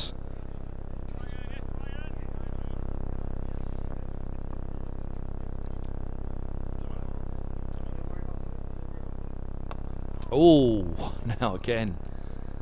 Hooping back in, inside part of the bat for Code. Picks him up a single. But yeah, this is a ground where you talk about the overheads as much as the underfoot, and there's that big dollop of grey immediately above Lords that you can see there. It's probably even darker to the naked eye than it is to the camera that we're looking at the moment. And whether that's got a little bit more. It's all coming in from the right of the screen over the top of the grandstand. So whether it's got any more to come, that is the forecast that around about tea there's going to be another brand of rain. Let's hope it falls right in the interval. 3 slips for Moriarty now. Higgins back around the wicket. That one again. That in swing to the right-hander. He's just tried to get that one to swing away from the left-hander from around the wicket. End of the 33rd, 135 for 8. Why does it look like the umpires want to have a chat with each other at the moment? Any thoughts of putting the lights on, perhaps? You can see in the pavilion there, you can see in the committee room, which is the bottom left of the pavilion, bright chandelier shining, and that's what's brought the 2 umpires together to have a chat. And there goes the radio. Yep, lights are going on.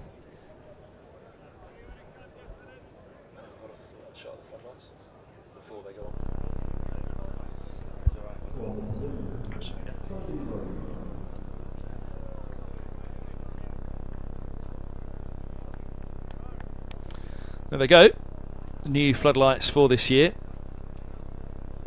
Much thinner than the old, more round, bulbous kind of lights that they were in place. Almost looks like something out of a science fiction movie now. Roland Jones is back from the pavilion end. 2 for 37. It was the skipper that got it all going with Lythe and Bean.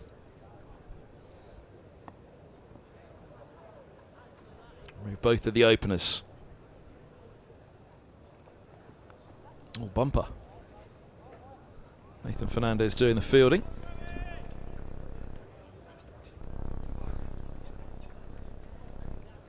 Nathan Fernandez, 19 years of age, so come through the ranks, burst into the first team with that opportunity because of Robson's injury. Really took his chance last week, didn't he? Yeah, really happy for Nathan. I thought he batted unbelievably well.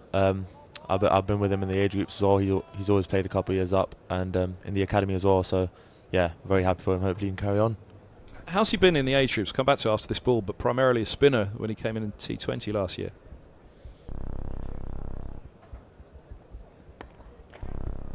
Offering that one across the left-hander. He gets it through. Look at 3 here. Pigeons scattered through the covers. Back they come for the third. Yeah, 7 T20 last year, all as a left-arm spinner. Yeah, it's actually funny. My first memory of Nath is he actually came on as into the age group stuff as a seamer.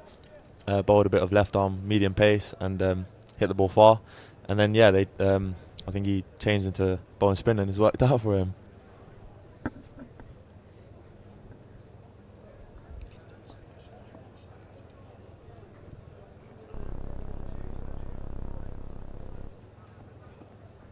Oh, swing for Roland Jones.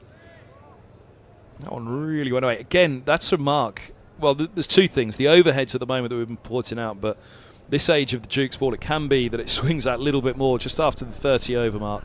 Look at that go late.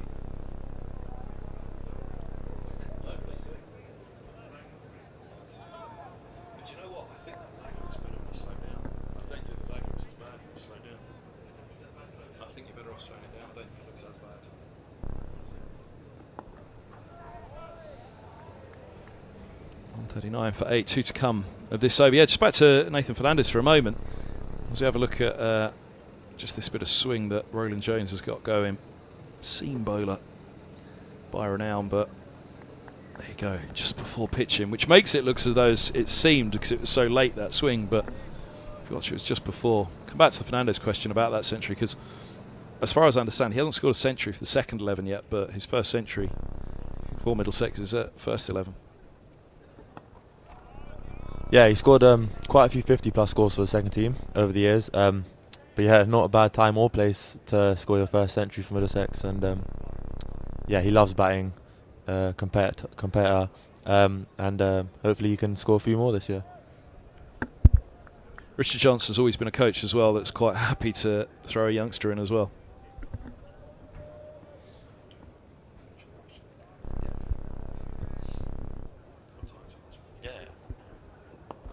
Oh, chipped. Straight to the mid-arm. Gets through. Towards the gate it goes, just wide of it. Long chase for Holden. He seems to have been chasing everything at the moment. From mid-off he goes back to long on to collect it. End of the over. That shuffles Yorkshire along to 142 for 8. It was in the air for a moment. Looking for the straight drive. It's just left searching for it. Chipped very nearly, but controlled enough in the end. Yeah, just thought Richard Johnson gave you the chance, of course, in List A last year, but it seems as though he's a bowling coach, yeah. A bowler himself, always a good thing. Yeah, he loves giving the youngsters an opportunity to show what they can do, and gives you a lot of confidence as a youngster as well that the coach backs you. And you just have to look at this team right now. You have it's quite a young team compared to a lot of other teams in the comp. So yeah, it's always a bit of a confidence boost that the coach backs you, and yeah, you can show your skills. Oh, inside edge from Code, drops away onto the boot and safely away into the offside. Ishan, I know you've got to go. Thanks very much for your time, much appreciated. Thank you very much. Very good luck to you this season as well.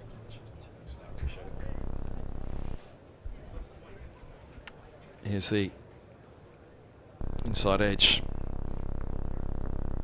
It's playing away from the body, which will keep Higgins interested. There's the tighter one, and there it goes through to second slip. Lewis to Ploy, holding on. Code departs for 24. 142 for 9, Yorkshire. Middlesex very nearly through with the departure of Code. Lewis to Ploy. holding on right into the bucket, that one. Safe hands. Code goes 24 from 18. Upped it a little bit in the last couple of overs. Middlesex picking up big wicket in Code. Danger man still to have struck out at this stage of the innings. Higgins has a 4th wicket. Well, all the talk of the big quick seamers and 90-mile-an-hour men. Higgins gets a duke ball in his hand again. Under the floodlights as well. They literally just clicked on as that wicket fell. That gives you a fair contrast as well, and actually a pretty fair reflection as well. That's not a deceptive picture at all to say that it is pretty dark behind that floodlight at the moment, which is all coming our way.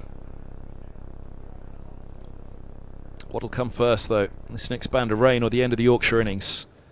142 for 9. Edwards heads out to join Moriarty. Shank Kaushal, who's just with us, said Moriarty will play his shots. Certainly will now with only 1 wicket standing. Higgins on for a fifer.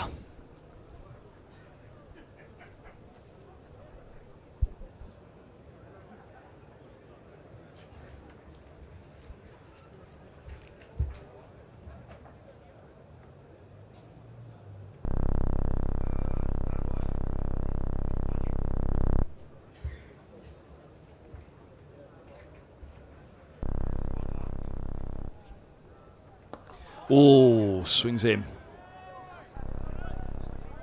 Up the slope it goes.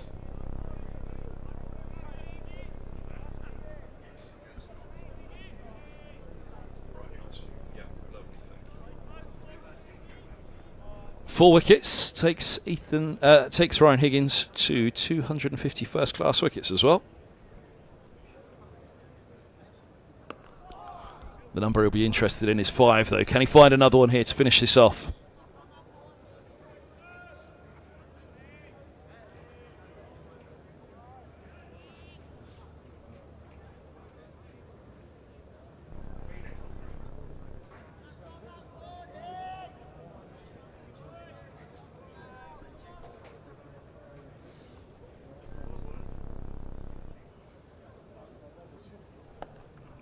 Nice shape again from Higgins. One to come at the over. Michael Edwards, he's 29 years of age now, from Sydney.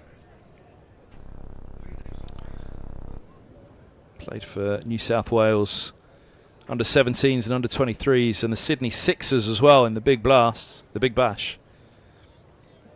Be 30 in December.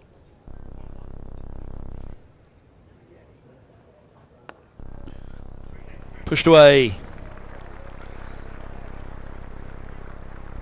Pushed away for a boundary. That's a nice shot. Edwards off the mark, end of the over. Wicket and a boundary. 150 approaches for Yorkshire.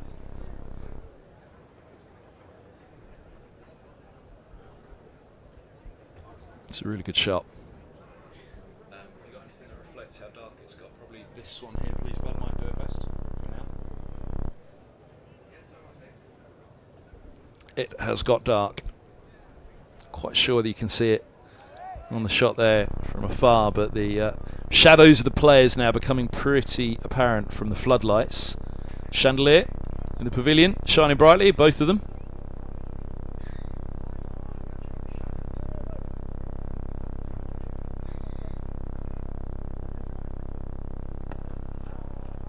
So even if the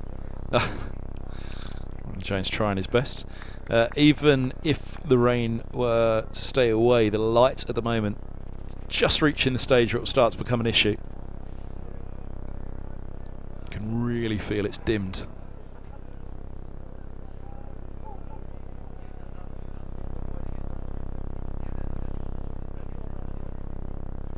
There you can see the shadows. Now, short ball from Roland Jones goes through. That will give the umpire something to think about. Signal from umpire Chantry, one for the over. But it's the short stuff that usually gets the umpires jittery. Moriarty having a look around at the fields. Keep his eyes wide open out there as well with this change of light. It changed quite dramatically in the last couple of moments. Short one, full one. Probably got away with that one a little bit, Roland Jones, the width on offer for Moriarty. That's it. Rain's falling. It really got dark quite quickly, and it's brought some rain with it now, and I think it's a simple decision. It's not the heaviest of rain you'll see, but with the light as well, right decision by the umpires. Tee was to be at 4:05, delayed because of the 9th wicket, but with this rain coming down now, sensible decision. Take tee at this point, hope it's a passing shower, hope the light improves, come back again in 20 minutes. Brilliant session though for Middlesex, just the 7 overs possible before lunch. Middlesex picking up the 1 wicket.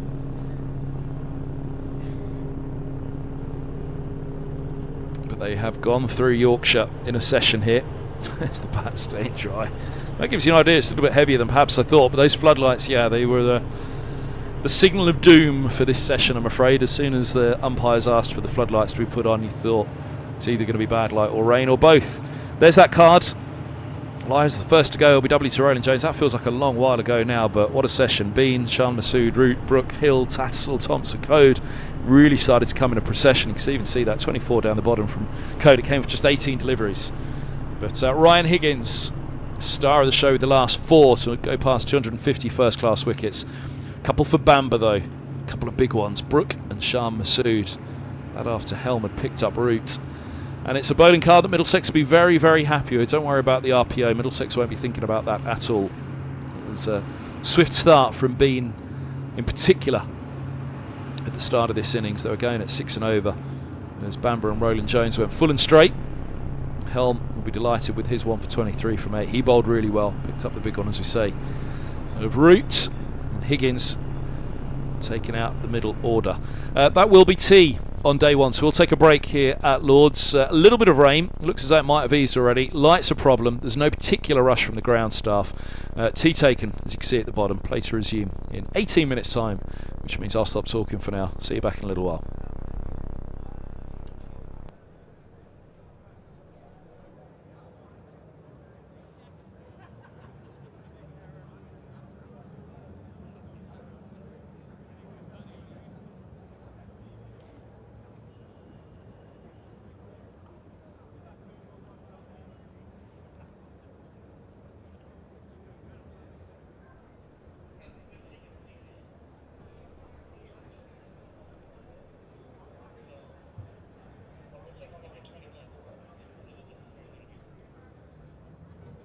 Calming down already.